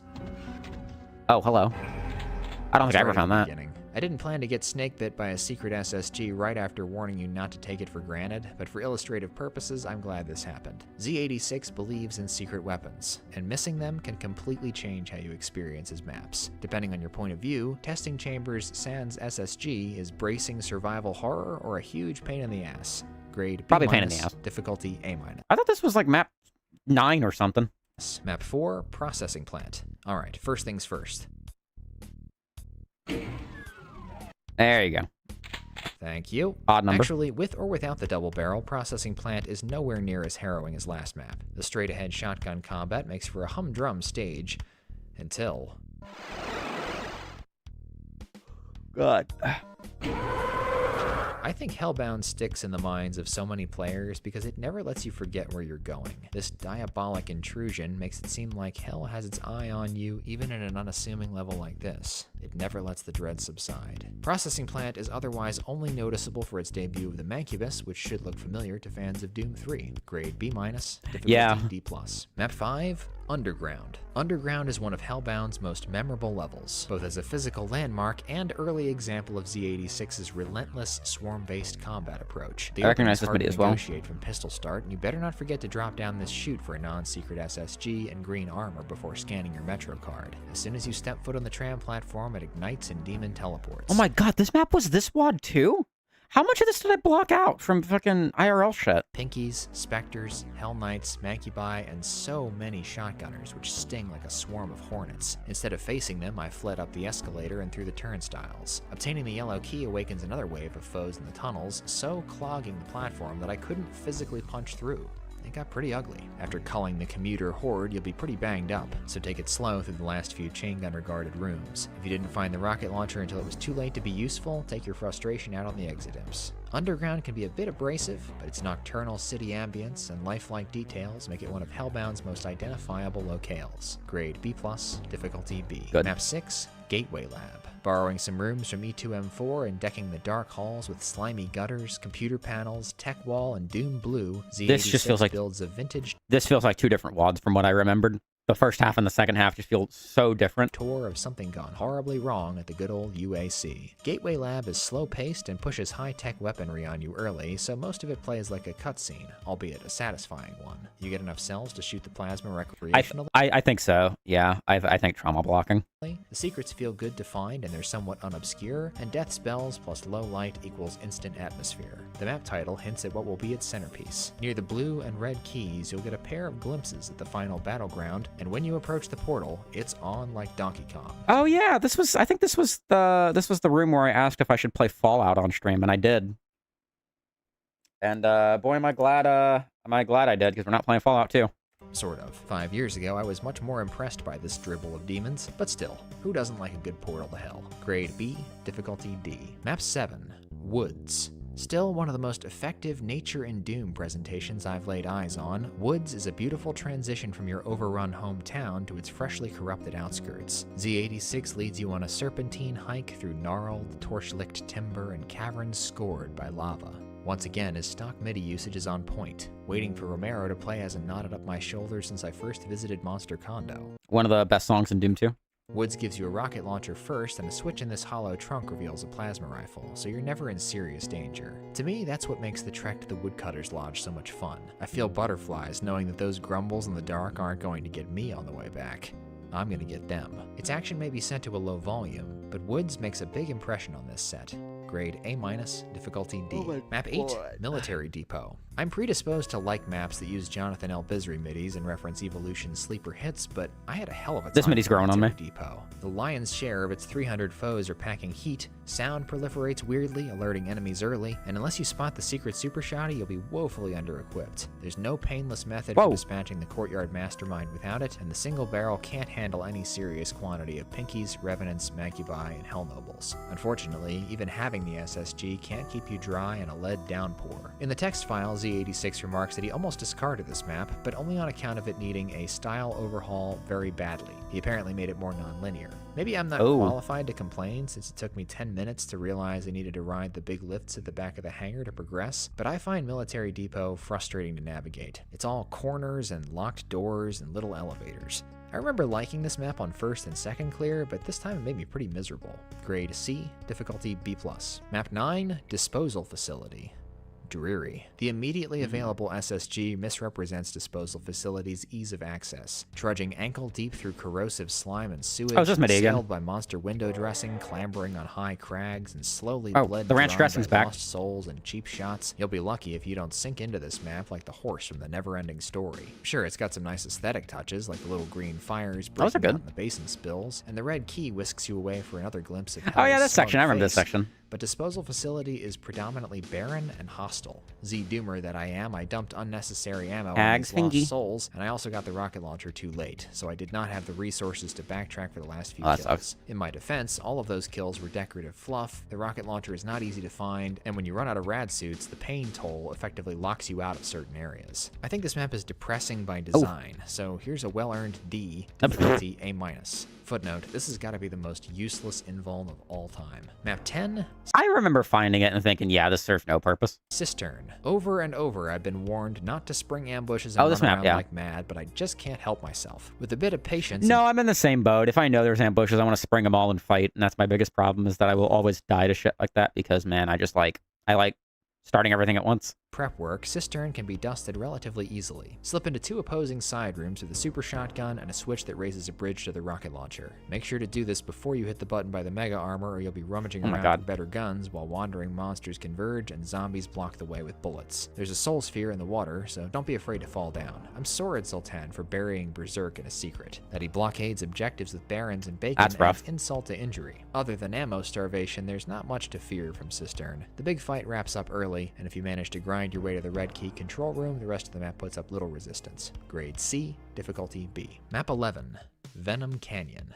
A few special hour? maps in Hellbound hold me spellbound, and Venom Like, Canyon 2 people is are gonna the get that first. reference. The 86 claims I remember influence this from map. Half-Life in the text file, but the MIDI seems to also acknowledge TNT's Drake O'Brien, who authored Central Processing, another tense base infiltration that spills into a huge outdoor area basking in natural grandeur. There's a clear sense in this Yeah, map it's easy that to see we're both. going somewhere, rather than trying to get out of somewhere. And many of Hellbound's maps succeed or fail to entertain along that line of categorization. The contrast between Sofalvi's scum-slathered interiors and his implacable geology takes my breath away, but thankfully he does allow us to breathe this time, providing plenty of ammo and only hiding the rocket launcher behind some barrels. Survive the cliffside climb and you'll run slap-bang into a pair of cyber demons guarding a huge gate that leads to episode 2. Unfortunately for the Goat Brothers, I Zoltan remember took wishing there was pity on more. Poor saps who missed his secret plasma rifle. I've always been enamored with Venom Canyon. Grade A, Good map. difficulty That was a good C. map. Map 12, Power Station. Who doesn't love a good restore power to the base mission? Power Station and I get along great for about 10 minutes. Yeah, We're this on the map was, same musical wavelength. I find a secret soul sphere climbing through a duct, and I manage to turn back an ambush with a little Zerk and rocket action. But that's just the beginning. Hellbound is a chronic case of corridoritis, a condition caused by excessive intake of vitamins Control C and Control V and or backtracking abuse. Symptoms include forgetfulness, fatigue, and irritability, which may compound with a comorbidity of where is the goddamn super shotgun, Zoltan? Maybe I'm stupid, but I didn't find one until after the yellow key, which created quite a few tense but mostly tedious scenes of shotgunning cacos, pain elementals, barons, and archviles. Finally, I've never seen a Megawad debut the Martian later, and it's pretty baffling I how like this MIDI. tepidly they're applied here considering how brutal Z86 is with chain gunners. Power Station's main attraction is its 3-tiered reactor cooling complex, which is simultaneously dazzling and dragalicious. I didn't care for this map. I'm starting to wonder if I've When ever I played actually it. beaten this map. Around the Lost Souls, up the elevators, across all those strafe jumps, under the crushers to the blue key, and then all the way back to the blue switch and the Dude, I loved this wallpaper when I was a kid. This was always, or not my wallpaper, sorry, my screensaver. This was always my screensaver on my old PC. Hellbit and red key wing, and then over to the tram we found 40 minutes ago. That path looks like the pipe screensaver from Windows XP. Power Station's flashes Yeah. of excitement get buried in fog and futility. Oh my god, that was such a good screensaver, dude. That was like the best one. Like nothing compared. That or the Starfield.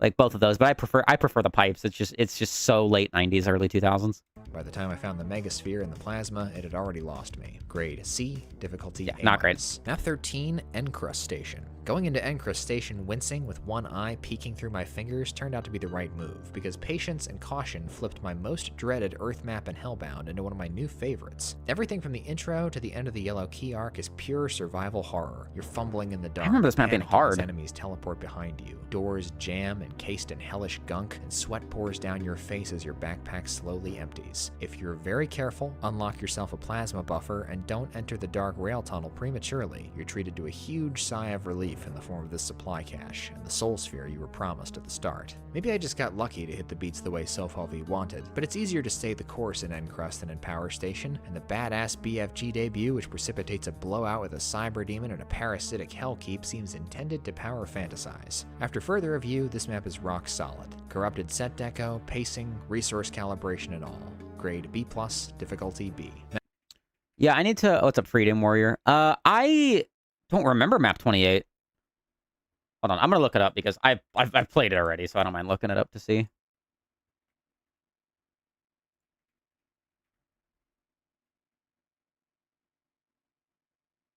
Oh, is this the map I'm thinking of? No, it can't be.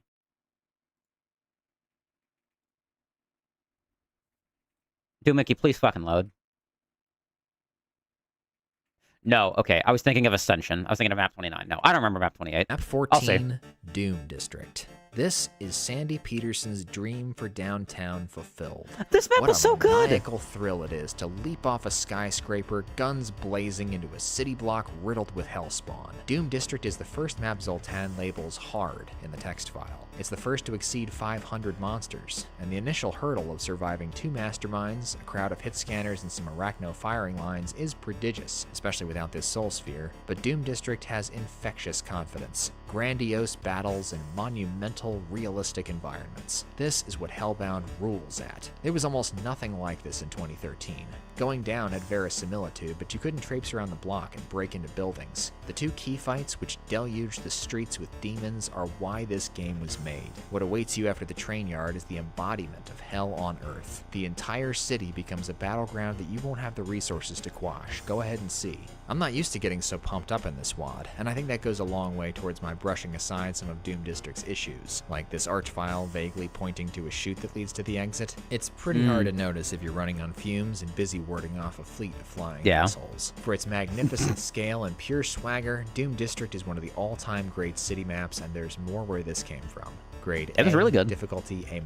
Map 15, The Vault. The Vault is like the 9 to 5 you drag yourself to hungover after a night of excessive celebration. It's stable and polished, but also interminable, methodical to a fault, and was alright. never exciting. And that's if you found the SSG at the start. I remembered where it was from 4 years ago when I cheated to find it at the end. That's how angsty I was. The Vault is just a slow steamroll of 3 Hell Knights, then some zombies, then 2 revenants around a corner, then a bunch of pinkies you can't punch, then you hit a switch which unlocks another checkpoint. I remember looking this up to find it. 4 pathways that each start with 3 Hell Knights, blah, blah, blah. I also unfortunately remember being depressed during this map. I remember this was after the stuff had set in. Blah, blah, blah. I grant Zoltan this. His map is absolutely clean and sometimes gorgeous. This dark hallway is the vault at its zenith, meticulously lit with an interesting plasma ambush and an archvile jump scare. If you didn't blunder into this shootable switch and unlock the red keycard, you're barred from the secret exit, and if you didn't backtrack to the blue door by the oscillating chain gunners and play a switch game, you're still barred from the secret exit. All that build up for such a measly payoff. Grade D+, difficulty C+. Map 31, Diabolus Ex Machina, in which Zoltan pays homage to Speed of Doom with mixed results. Diabolus Ex Machina is a Brundlefly of Darkwave and Z86, mashing guts and green marble hell together with Darkwave's techno topography to make a ripe Geiger nightmare. This aesthetic fusion is much more natural than the attempt to mimic Darkwave's combat. True, there are big open fields of monsters and arachnotron turrets, but the proportions aren't quite right, the offensives are more tentative, and the needless corridor slowdowns kill the vibe. The hub where the hallways converge has 2 laughable fights you can orbit without taking damage or even shooting until the cybers are done, and the 4 leftover megaspheres are excessive compensation for the rest. If it was just the uncanny valley of encountering a non-Darkwave caliber run and gun in a map that looks a lot like his, I'd say this map was a success. But the Commander Keen hunt is just heinous, and mental clarity cannot cohabitate with Pantera shredding away in the background. When I stumbled through a fake wall and into this dickhead, I knew I was going to have to shoot to get them all. But even with IDDT, there's... Yeah, I stumbled into that one too. Isn't Diabolus Ex Machina, isn't that a... Slate? No, that's Diabolus and Musica. Never mind. No way I would have found this teeny little switch. Yep. Seriously, Zoltan? I had to look that one up too. Not a puzzle. Despite the Keen atrocity, Z86 comes out of this looking alright. He does capture Darkwave's shtick, and that's not the easiest thing to do. Grade C+, difficulty B. Map 32, Spear of Destiny. Oh, a yeah. serviceable Wolfenstein map, and one that actually almost blends Doom assets with Nazi deco. Spear of Destiny is a relatively short and symmetrical crush the castle that's at its best when it's heaving blue uniforms at you. Pillage their supplies, take their treasure, wave to this single imp, and feed rockets to Spider Hitler until he coughs up his last Sieg Heil. Obviously that's not all though, since we haven't reached the 20-minute mark yet. Now, I'm not wolf literate, but I'm guessing that the yellow thing on the teleporter is the Spear of Destiny itself. That is correct, yes. And apparently it's rigged to send potential thieves to hell. Not a problem for us. That is correct. That's what happens at the end of Spear of Destiny. You fight the Death Knight, and then you pick up the thing, and then you're teleported to hell, and you fight the Angel of Death.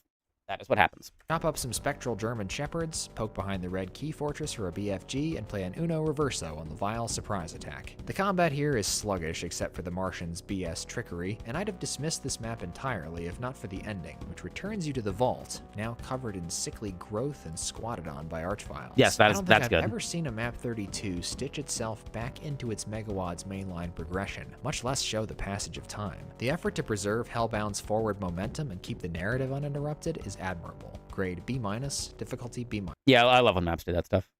No, I didn't play any of the expansions past like 3D and Spear of Destiny. I don't care for the rest. Maybe I will someday, but not soon. Map 16, City Bounds.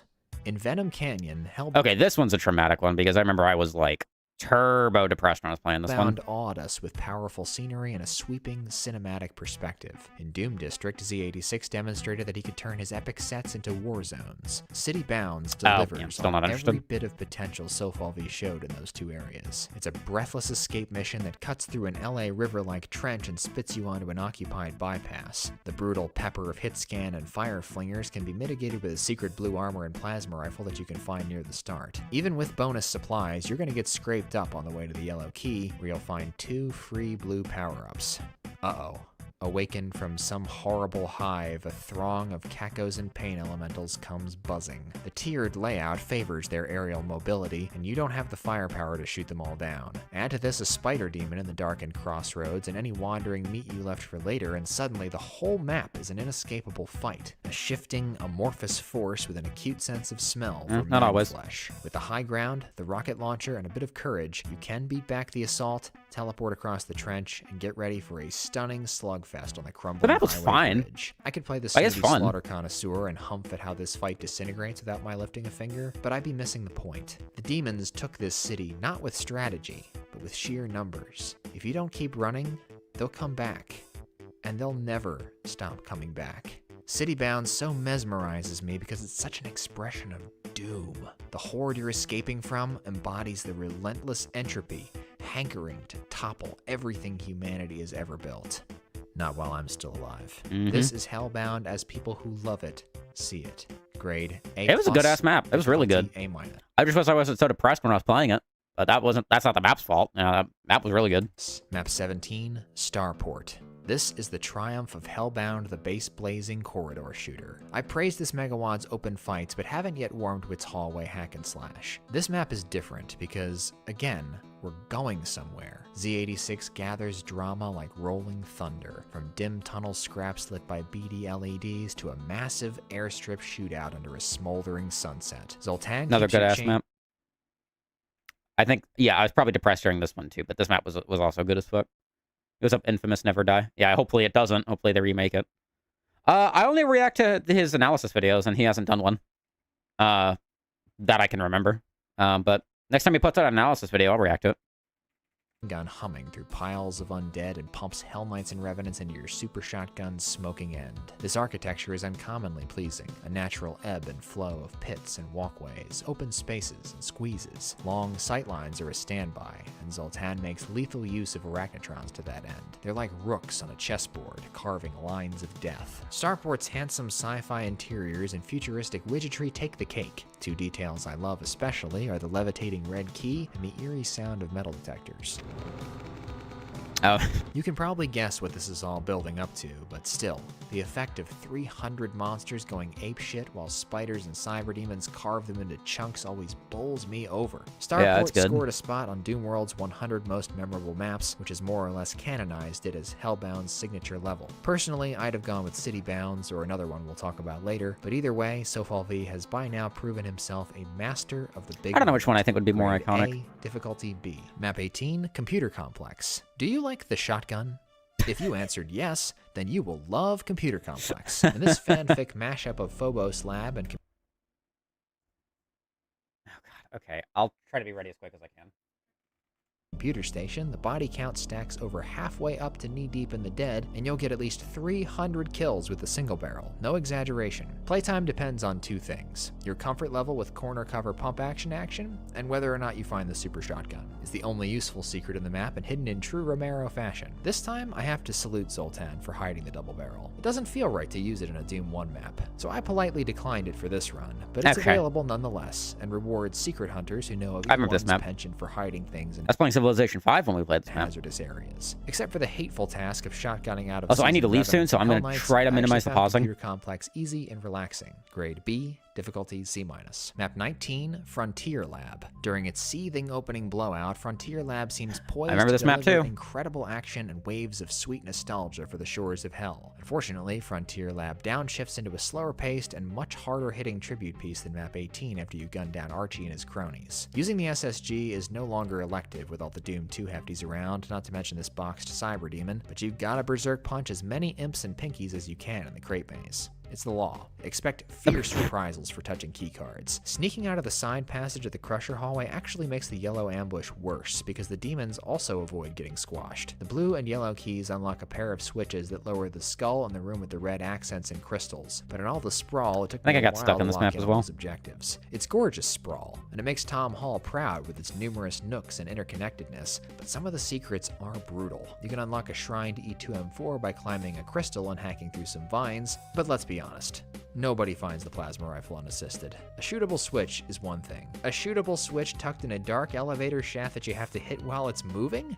No. If you're not a psychic or a cheater, the final fight will be the hardest in Hellbound so far. Saw that one. 4 Archviles and friends spill from another fire blue exit portal, and you can try to 6 Cybe on them, but it didn't really work for me. Frontier Lab is a grueling and sinister piece of work, faithful to the mood it's going for, but not a lot of fun. Grade C+, difficulty A-. Map 20, Border World. The curse of getting too tense. My memories of Border World were foggy, but tinged with foreboding. Yeah, mine too. So I went in without expecting a cheering up, and wasn't disappointed. A portmanteau of Doom 2 maps 28 and 29, the subterranean hellhole throws you right into the trenches, pelting you with power-ups, monsters, and heavy caliber rounds. The green orb tips its cap to Sandy Peterson, though having all 5 from Spirit World would have been handy. Things slow down considerably after the harrowing. I spent a lot of time wandering low-lit halls looking for the way forward, and when I found it, I suddenly realized that this was the first time I'd ever finished this map without cheating. Pressing the Satyr face to lower this huge wall has got to be the dumbest progression thing in Hellbound, and after you clear the next cavern, Zoltan makes you drop between these yellow skull bars and shimmy along a ledge to get to the door. Another step that's awkward even in this wad. Z86 has also crashed back to Earth on the combat front. The living end cyber shelling is easy to quash if you attack him directly and a bit onerous if you don't. Meanwhile, the yellow key trap is vicious but cowardly, as the vials aren't allowed to follow you into the tower. Border World is such a trudge that mowing down this block of Hell Nobles was my favorite moment in it.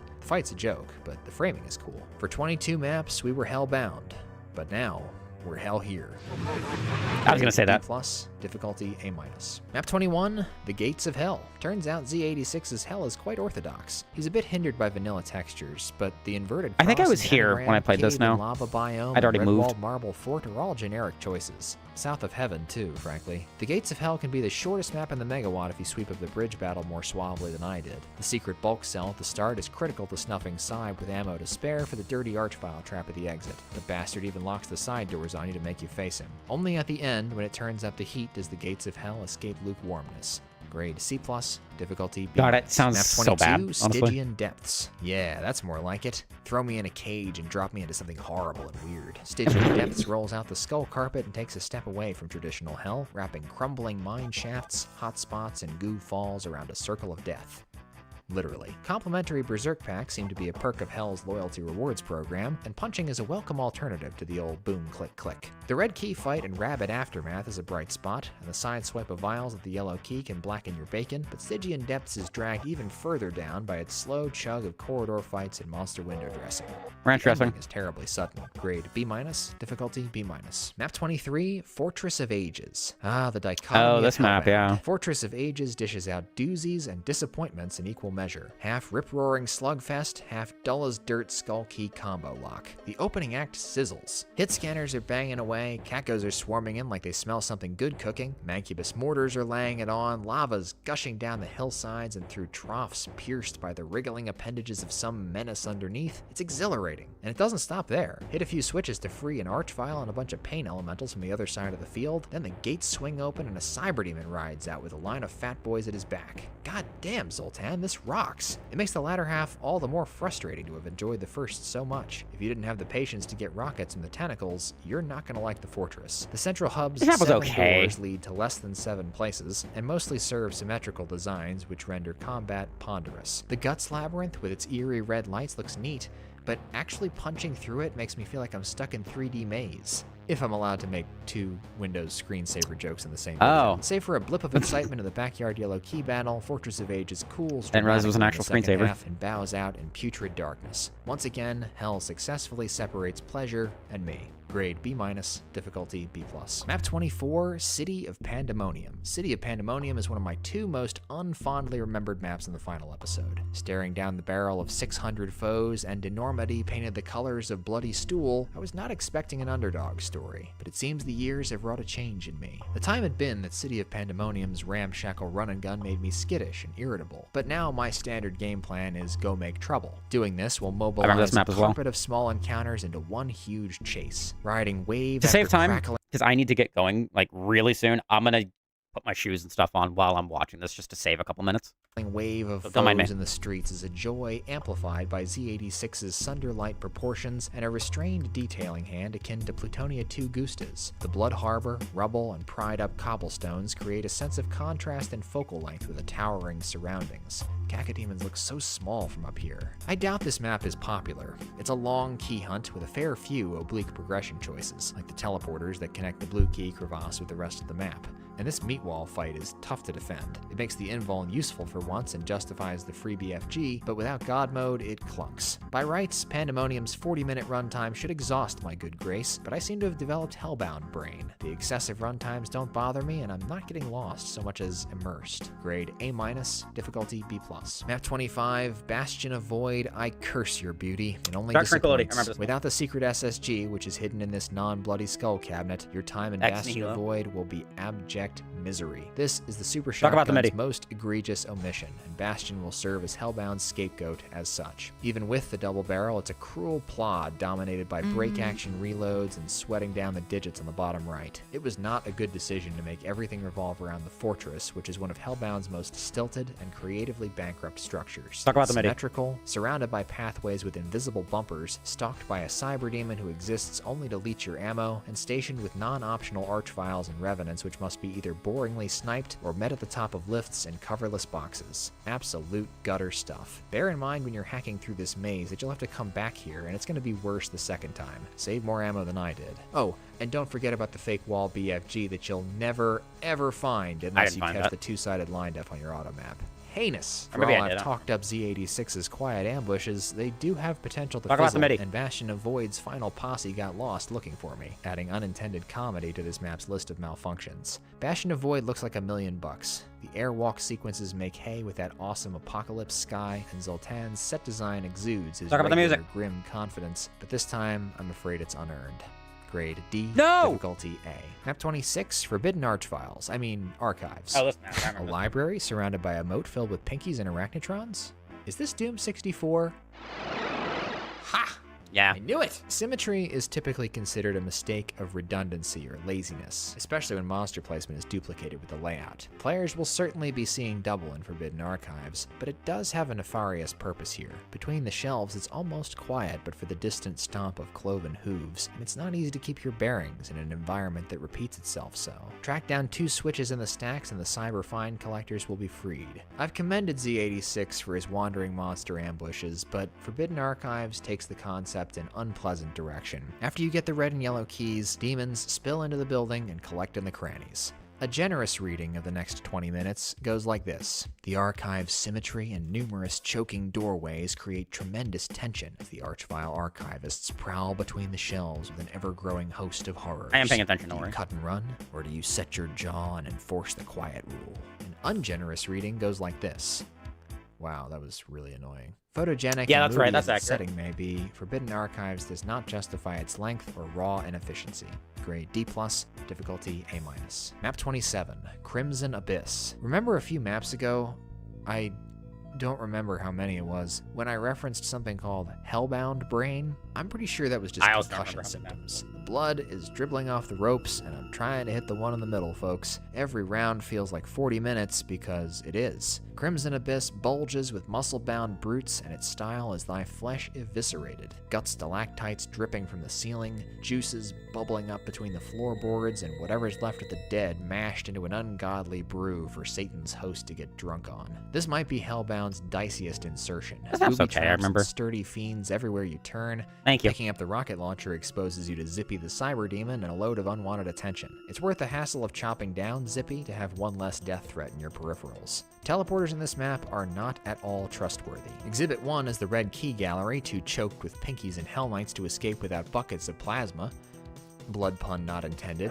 Exhibit 2, the one hiding in plain sight by the red key switch that I would have overlooked without seeing the Kako corpse rise. I haven't catastrophically missed anything in this megawad since map 12, and these runtimes are still pressing me to death. Crimson Abyss culminates in a mass of archfiles that rushes over you like the blood coming out of the elevator in The Shining. Unlock the BFG, turn back red with green, and get back to your corner. It's too late to throw in the there's, towel like- now. Grade B, difficulty A. Map 28, the Black Citadel. It's been obvious for a few maps now, but Hellbound loses something when we get there. We have been fighting only against the inevitability that this will be our final resting place. The road has been dim and bleak, but when you reach the Black Citadel, Hellbound's diegetic hopelessness enters the real world and wraps itself around you. Almost totally symmetrical, trudging to the tempo of the super shotgun, and devoid of former humans, this map will depress and alienate even stalwart fans of this megawad.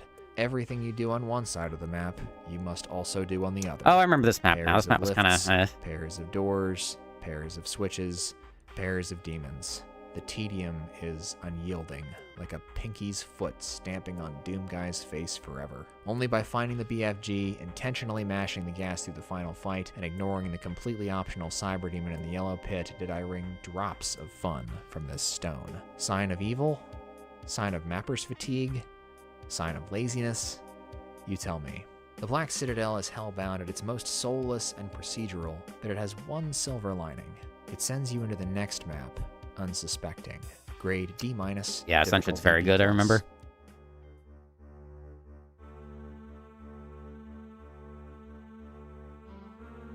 Map 29. Ascension. It's about the climb. There is nothing waiting for us at the mountaintop except the end. So what do? We find moments to relish in the climb. The calm moments. The times when we are in control. We take solace in memories of when we thought we could not take one more step, and then we did. Ascension is all of Hellbound's sound and fury bound up in a single map. Good-ass map. 1,879 monsters will march downhill, and you will step over them. Herds of Hell Nobles and Pinkies gallop down corridors of gore boarded over, lined with gibbets, waves of heat blazing through the bars. Down the slopes, Mancubi slump and Revenants clamber. Archviles sprint. Up above, the cacodemons grimace, and pain elementals fill the air with even more smoke and fire. Cyberdemons splatter their thralls in a mindless, all-out bid to stop you, and one by one, they fall. Still, you persist. Still, they march. Ascension was Sunder before I knew what Sunder was.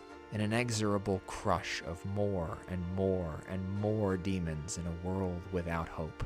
Patient slaughter is the most chilling kind. It seems to say, I don't need to get you today. Ascension then has a double meaning. You don't rise above death.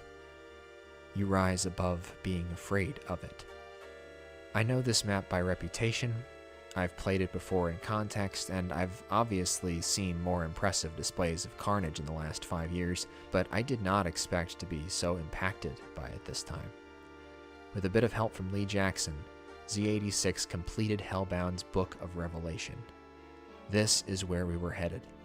The climb is over. Great ass map. Grade A+, difficulty A+. Judas Priest. Map 30, Worlds Collide. Rock and f***ing roll, baby. Worlds collide as subtle as an anvil, and I wouldn't have it any other way. After making a mockery of one last demon army, pass through the fiery gate and the icon of sin will snatch you up with a lightning-fast tentacle. Shoot him in the head and make a break for the blue key, which is sitting on an island of road only reachable by jumping out a 7th-story window you can teleport to. It'll take some pointless street fighting and burning to death, but you'll figure it out. With the blue key, you can pass through a half-eaten skyscraper, dance on coals to the red key, call the elevator, and proceed to the boss brain. When all the layers peel back, shoot the weak spot and make it go kaboom. Hellbound is the last megawatt I expected to have a kick-ass icon of sin, but it's hard to beat a city crumbling into lava. It was infuriating, but it was Judas fun. Priest lights it up on MIDI guitar. Grade A-, difficulty B+. Great ending. Wrap it up, Mount Pain. I gotta go. My fond memories of playing Hellbound always seem to rise to the top, and I think that must have something to do with Hellbound itself being born of its creator's fond memories. Even if you didn't catch Sofalvi's references in-game, he lists all of his inspirations in the text file. It's Ultimate Torment and Torture. Z86's Good ass wad. personal time capsule, and no doubt very precious to him. For all its influences, Hellbound captures the essence of Doom as well as any megawatt I've played. It has that somber, heavy feeling of being alone in a world gone totally to shit, but it fuels you with the wrath to overcome it, too. Hellbound is a lot of work. It took me 18 hours to finish, and I think I did pretty well. Perversely, I recommend playing the Megawad back to front. The amount of effort you put in somehow makes the drudgery and the confusion and the pain meaningful, especially when you reach the top. My final grade for Hellbound is an A-. Very good. Difficulty-wise, it starts unevenly. Map 3 almost cracks the Megawad's top 10 toughest, but by episode 2, it settles into a familiar All guns curve. blazing. Yep, that's the Exult song. 10 says, experienced players can do it on UV without any problem.